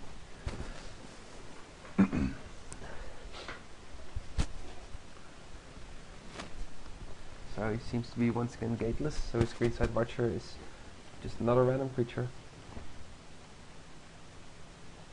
And it'll deal 2 damage to us, that's okay. Next turn we'll play the Slate Street Ruffian, and turn after that we can have the Assault Griffin. Or I'm really sure we can take care of his 2 Watchers if we need to. We get Battlestate Spy, it's a pretty good creature. It can also block the Raptor. He has 2 cards left, and he hasn't developed his mana base very well, so he has 3 lands. He just drew a card, so he has 3 cards now. Presuming one of those is a land. Chances are one of those will be one of his late game cards, or at least one of the less useful cards at this point. But it isn't even that. At least it doesn't appear to be that. So I'm just trading the Ruffian for the Watcher. That's what he was meant to do, so that's what he will do. One of those is a land, and he has nothing to follow up. So we can do two things. We can play the Assault Griffin or the Balustrade Spy. If he has a creature, then the Griffin will trade for the Raptor, and the Spy can chump the Raptor. And since we have Aurelius Fury, which I want to take a little bit of advantage of, and just going for the stalemate situation, I'm playing the Balustrade Spy. I'm not going to try to race him because he's way ahead, so I just want a creature that can survive. We're taking away a Draven Crassus. On the one hand, I don't mind taking away one of the Crassus. On the other hand, it would have been great if he played it, because one toughness creatures or something, Aurelius Fury is really fun to have.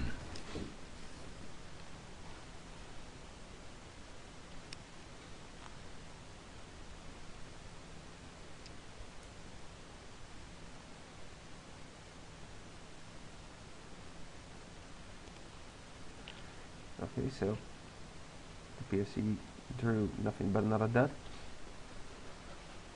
And that means we'll put the Assault Griffin next on the field. We can attack with the Balustrade Spy, but then the Queenside Watcher can attack for free because I'm not trading that for Assault Griffin. And seeing our life totals, I don't want to do that.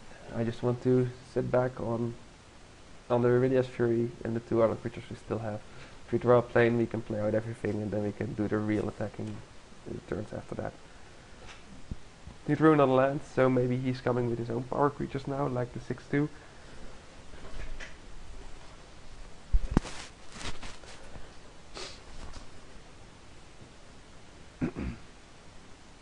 Of course, we need to be careful because there's a Sapphire Drake in the deck, and that's a good card.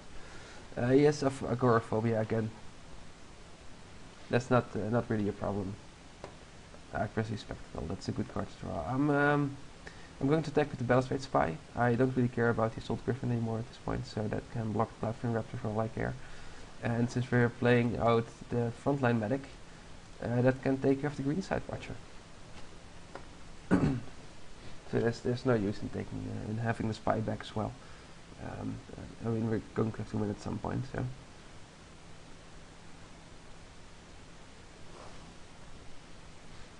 He drew another land, so if he's going to have Sapphire Drake, it's going to be now. And that's okay, we drew the Grizzly Spectacle for that, so I'm not worried all that much, but it's totally lost, so we're going to replay Frontline Medic next turn. I'm not sacrificing the Assault Griffin just to gain 2 life yet. I want it here to block Cloudfin Raptor as long as it's small. And he really is going low on cards right now. He has only 1 card in hand, he's played at 6 lands, so basically everything he can draw he can cast. But he's living off the top wall. We still have quite some reserves in the 2 remove spells and the extra creature we have, so so I'm very confident that we can protect our life total.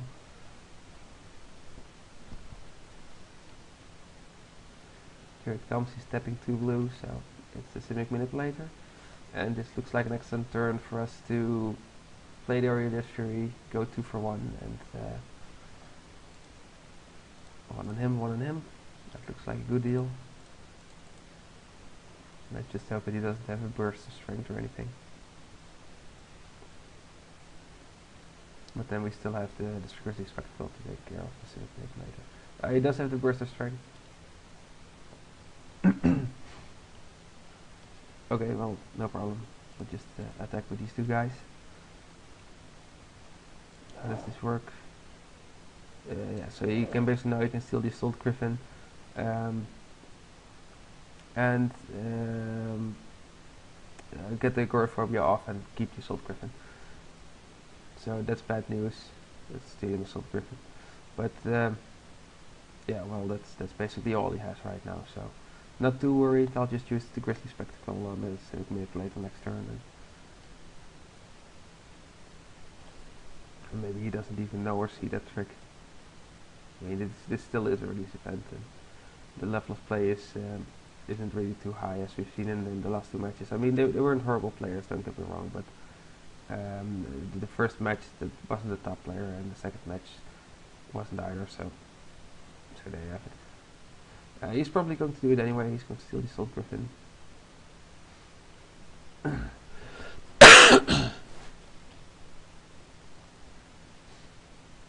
And then I'll do the agoraphobia trick and I'll probably put it on my frontline medic. Or maybe just on the balustrade spy. It really is his choice. Yeah, he's putting it on the medic.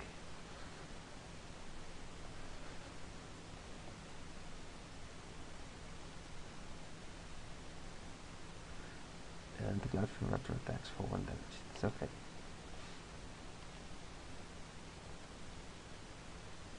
And the Angelic Edict, a card that we can't cast yet, but is going to do lots of things for us in the long run. I'm going to Rescue Spectacle right now to prevent another one of those stupid counter spells or systemic charms. Just to get rid of this card's just too powerful to let live. And next turn we can play this Daring Skyjack and devour Flash targeting ourselves. We'll get rid of the frontline medic and the agoraphobia with it. But I'm not doing this while he has mana open to bounce back to his hand. Also the life totals are pretty equal right now, so now it's just waiting to see who draws what. Basically for us anything is good. If we draw a land we get access to Angelic Edict. If we draw cards, spells, that's okay. The worst things for us to draw right now are things like the Primordial and stuff. But still he isn't putting a whole lot of pressure on this, so I don't mind drawing the Primordial and having to fight for it. I'll just give him this deal. Trade off the Raptor for the Spy. Can't be helped. Here we have set Primordial. And we'll just play this Daring Skyjack. He has nothing left.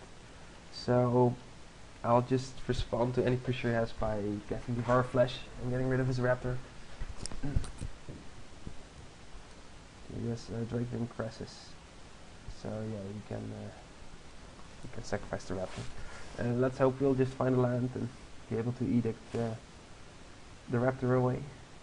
The frontline medic is still useful though, even though it doesn't have any power, it still has the battalion effect and can make all of our attackers indestructible if we get a third one.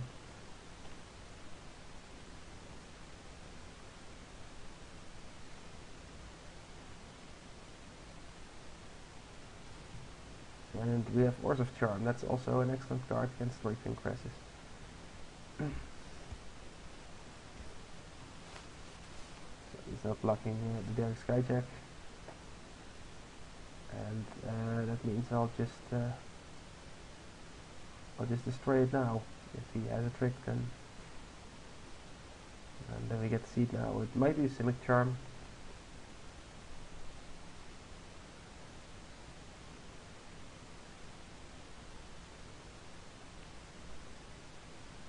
And there comes one green. Oh, he's using the Pit Fight to trade. That's okay. No, it's just up to us to find some lands. Yes, Experiment 1. Experiment 1 isn't dangerous on its own. We still have a wall of wood waiting for us. There's the first land. This enables our Angelic Edict, so when something dangerous comes down the road for him, we'll just use the Angelic Edict to get rid of it.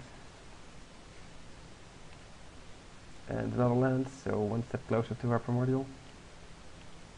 And once we get Primordial, we'll get from him probably Drakeling Cresses. The rest of the graveyard isn't really all that exciting. And here he has Leyline Phantom. That'll make his Experiment 1 grow, and it'll make it grow a couple more times. So if we don't draw a land, we can take care of the Leyline Phantom. But we draw a land, so I want to play the Primordial and just go to town with it. I mean, it's lethal in 2 turns, so that's okay. He still has the agoraphobia to return to his hand and make the Primordial powerless, but that enables our frontline medic again, so no problem there.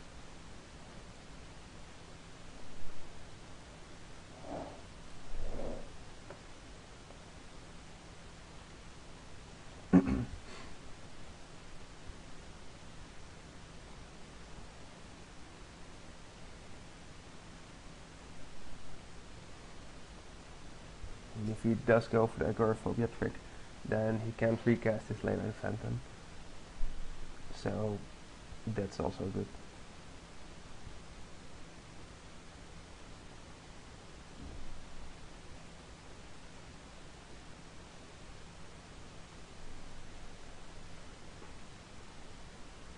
I think this game is becoming very dependent on what his draw is.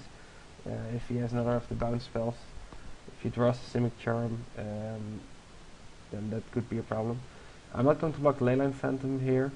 If it returns to his hand, he has to pay 5 mana to replay it again. That's a good deal for us. I don't want to block with the frontline medic, because he'll bounce Agoraphobia, will lose the medic, and you can replay the Agor. You can take out Primordial and take away Arc Pressure. And blocking with the Drakewing Crest seems like a bit of a waste. Actually, that might be a good idea. I don't think there's a trick that will let him deal 4 more damage. Maybe one of the Bloodthirst creatures, but I haven't seen those. But then again, is the Drakewing going to do anything? Yes, it's going to do anything. If he's going to use the Agoraphobia for the Primordial, then the Drakewing will have to seal the steal. So I'm going to take this damage. I'm going to go down to 4 to see what his response is to the situation. If he goes for Agoraphobia or he goes for the Phantom again. We still have Angelic Edict to take care of the situation. I'm not really concerned about Experiment 1. It'll become a 3-3 if he plays the Leyline Phantasm, but he needs to answer his Primordial right now. That should be his concern. We can also use the Angelic Edict to get the Agoraphobia off the Primordial if he's on 5 and he's hoping that the Agoraphobia is going to win him or stall him this game. And here he has Smite. Smite is a good card to draw. So what I'm going to do, I think I'm going to attack with the Primordial. I'll use the Angelic Edict to get rid of Experiment 1, and then I'll smite the Leyline Phantom. That seems like the correct line of play here. I can attack also with the Drakewing Crassus, putting him on a lower life total and making sure that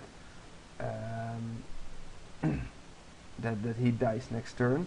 However, I am pretty much convinced that he will die next turn, and the Drakewing Crassus might be needed to block. So I'll just be keeping it here.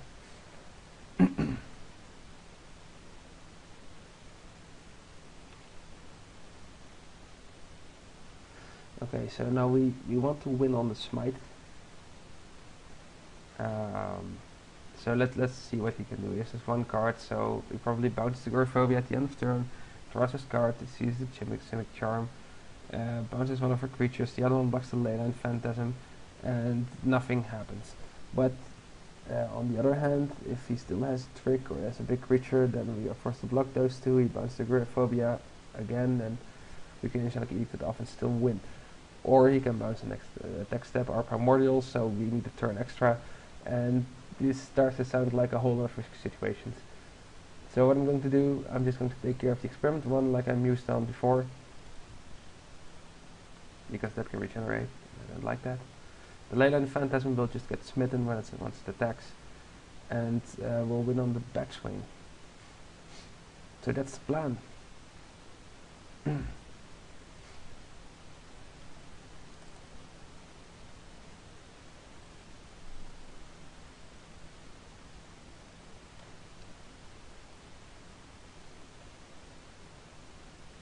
And here goes the Agoraphobia. I'll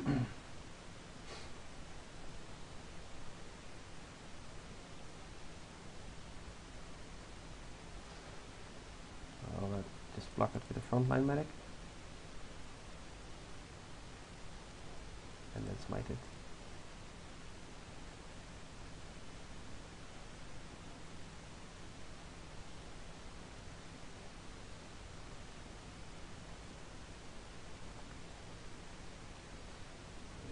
And then he could still produce a blocker, but we can attack with all 3 creatures, even though the Primordial won't have any power left from the Agoraphobia. And the indestructible 3 power creatures, he'll have to block one of those and probably lose his creature in the process. So it's going downhill from him unless he has something powerful like the Sapphire Drake that can actually survive these beatings. But obviously he doesn't, so he conceded and the game's ours. This was way too close for my comfort, and I'm not really sure what it was that got me so scared. He had a deck with some really powerful cards. He really got it off with the Burst of Strength and Smooth Manipulator to counter half of our Radius Fury. And he got a 2-for-1 with his Pit Fight. We lost the removal and the creature to his single creature and Pit Fight. So technically that's 2-for-2, but his cards were well not as good as ours. I mean, one of ours was the Grizzly Spectacle. So yeah, I think I could have played this better, that I made a few play mistakes, if not just plain out logic mistakes in my reasoning. And I think we should have won this either way, so at least that part we did well. We spent a lot of time in this match as well. We have a combined 13 minutes left, so I think there won't be a lot of time to the next round. And I am right, because the next round will be starting in exactly 2 minutes. So I'll just keep you guys on for game 3. There won't be any pause here, so if you want to go to the toilet or get a drink, then just pause the video, I suppose. That's the advantage you guys have. I can do that.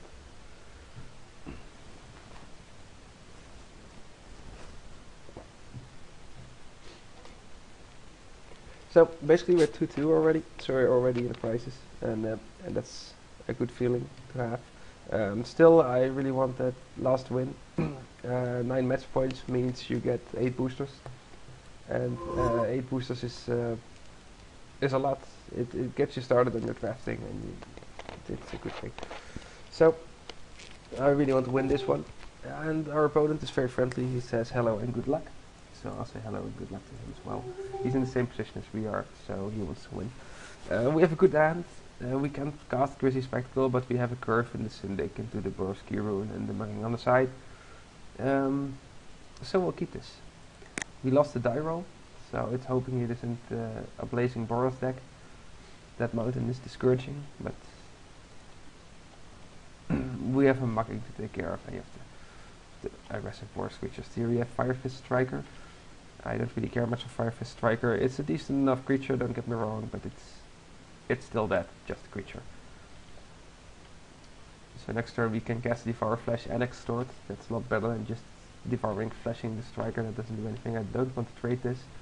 Normally I'd advise for trading against the Boros deck, because the Boros creatures are so much better and they are 3, so trade. But right now we have to Devour Flash that takes care of the Striker. We want that Extort to go with it, so no deal. And if he's not casting anything, then I don't want to Devour Flash the Striker. I'll just mug the Striker and be done with it. I don't mind taking a bit of damage. He has a slow start. I'm convinced that this removal heavy hand can deal with these strong. Ah, another Gideon! I hate that guy. Well, okay, there doesn't seem to be a whole lot we can do about it. Okay, so this Gideon goes up. That can't be helped either. And I'm going to Devour Flash him now. Or maybe we can goad him into attacking us with his Gideon. Let's just see how this guy handles. Okay, so I'll do the mugging on him. I'll extort.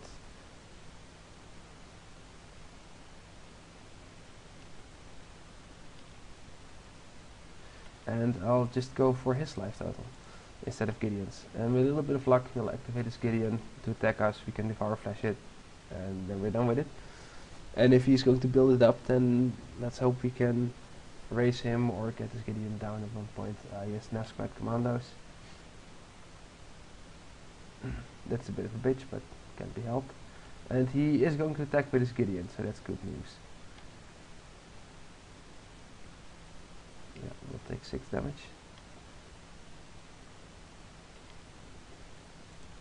I'll play planes. And I'll just take care of those commandos.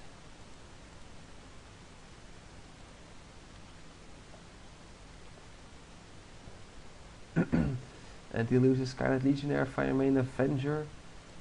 Yep, Fireman Avenger and Syndic of Tides. So that's a really good gruesome grisly spectacle. And we'll just keep on damage racing him. It's a shame we don't have mana to do the Devour Flesh trick right now.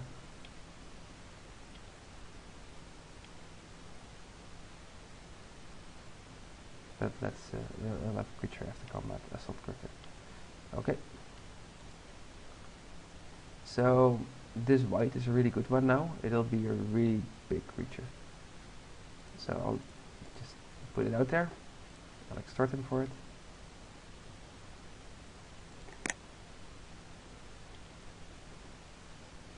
And we get a 6/6. And this is the point at which I think that attacking Gideon will actually be worth it, because it will mean either knocking his Gideon down to 4, or him trading Assault Griffin for Syndic of Tides. And those are both excellent scenarios if you ask me. Especially since the white will now be able to take care of Gideon. The only thing we need to worry about is that it might die like it's doing now, which could be considered a bad thing. And here comes Gideon. And he thinks he's doing 7, while in reality he's doing less. Yes, I'll extort on that as well. And he gets to choose which one of his creatures he wants to sacrifice. He keeps Gideon. That's okay, he can handle Gideon at this point. And there's Oars of Charm. I'll just add the key rune to the board. And I'll put Gideon on 2.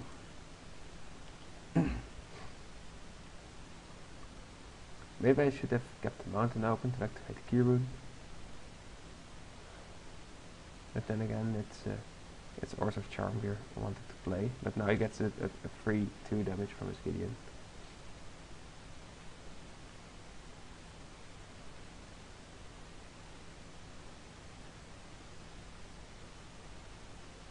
He's using it to plus. So let's hope this creature is small enough for us to Oars of Charm it. And it sadly is not. This says toughness, doesn't it? Yeah. Well, then there goes our Syndic of Tides. We can of course use the Oars of Charm to return it to our hand. And extort.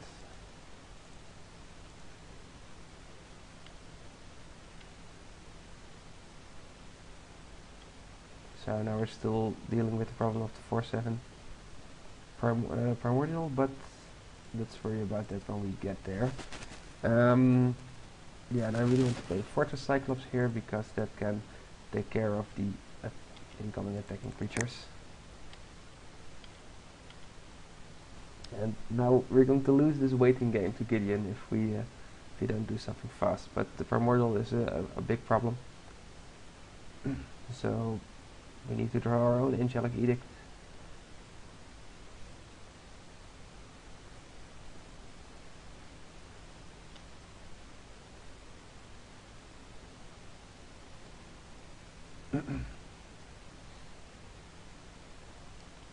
Okay, it's making Gideon a 4/4.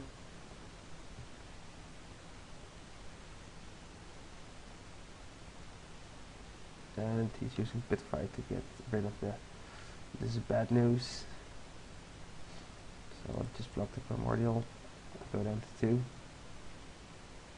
And we draw nothing, so this game is over. So another one of those decks. With good rares. He has Gideon, he has the Lightning Avenger. I saw a lot of Boros creatures that really are good Boros creatures. He has the Skylight Legionnaire, Haste is a premium ability for Boros, just activating Battalion out of nowhere. So I'm actually considering just going red here, just boarding in the red creatures and yeah, it's of reasons just to get some action in. But we're really limited by the amount of creatures we have, and we don't have a lot of creatures that can attack. We could try it with our green creatures, but they're all going to lose to the much faster much faster boars creatures, or eventually to one of the bombs. I mean, we need to keep our removal in to get rid of the Fireman Avenger. So I guess we're stuck once again with keeping it the way it is. Yeah, so that's basically it. I'm going to keep it the way it is. I hope we can pull through. I'll start against the boars deck. He could have the aggressive start we're afraid of, so I don't want to give him that chance. This hand is a bit awkward. We have no black mana once again. We do have the other two sorts, the other two colors. We have the Syndic of Tides and the Smite to hold on for Asteria's Fury to plan out some late game stuff. So once again, not going to mulligan this. Even though we're on the play, I think we have a decent chance of finding a black source, or at least enough good cards to hold on until we find that black source. So.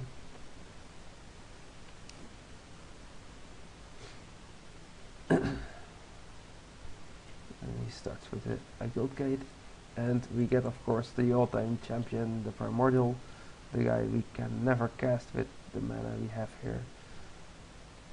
So this is the worst draw we can have at this point. He has another striker. And we get Devour Flesh. I'm just going to see what he does. Let's keep the Syndic here.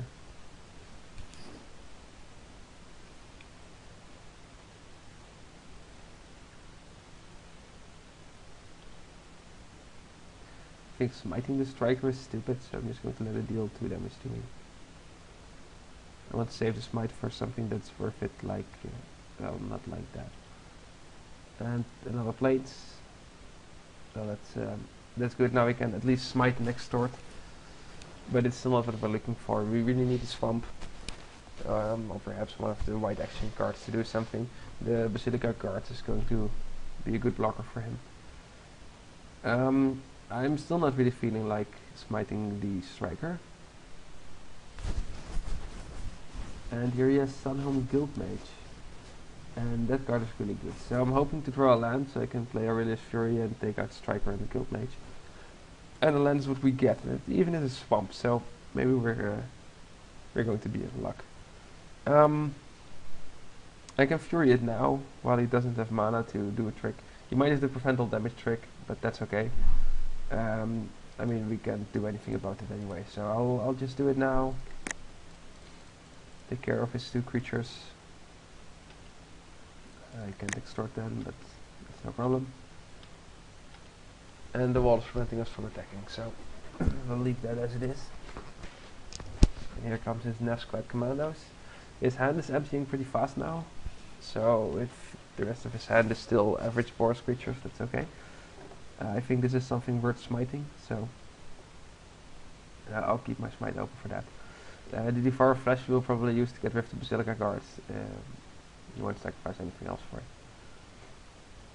And then we'll just wait for the last land for the Primordial. Maybe I should wait playing our Primordial until we've seen his Primordial, or at least something that... Oh yes, Holy Mantle. Well, that's going to be a bitch. Now I'll have to use the 1000 lashes on an Nevsquad Commando. But yeah, there's nothing we can do about it right now, so... He's going to extort, well, I'll use the Devour Flesh on him. Maybe he misclicks and takes away his commandos, but he doesn't, so yeah, there's the big guy. You take 5 damage. And we'll just hit him back. And then you still 1000 lashes. And extort.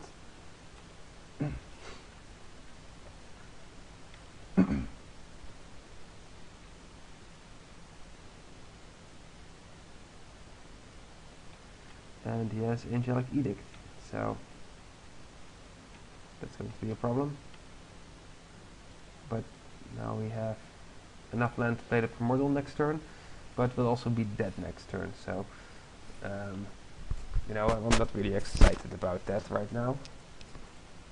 I'll just play the Blind Obedience, get out another, and we'll just attack. If he has a hasted creature, then chances are pretty high it's going to be the Sky Knight Legionary and will be dead anyway. If he has one of the walking hasting creatures, like the Hellraiser Goblin. Well, when it comes to base depth, so it doesn't matter. Same goes for Legionnaire. Sorry, I'm not thinking this through. So I'm not scared of the haste creatures. I am scared of the Nazgûl Commandos, for which we need to draw a removal spell right now.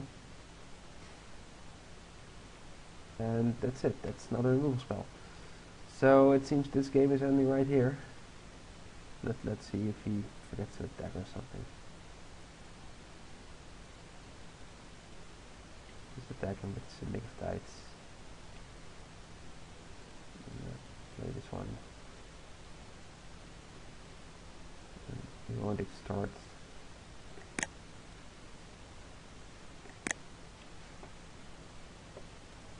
Take the Sunam Guildmage, and the next turn we'll lose to the Commandos.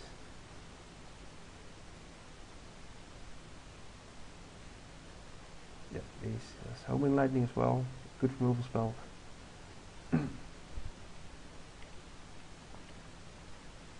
And that was it, that was the match. So I think he said good game, and sure, good game back to you.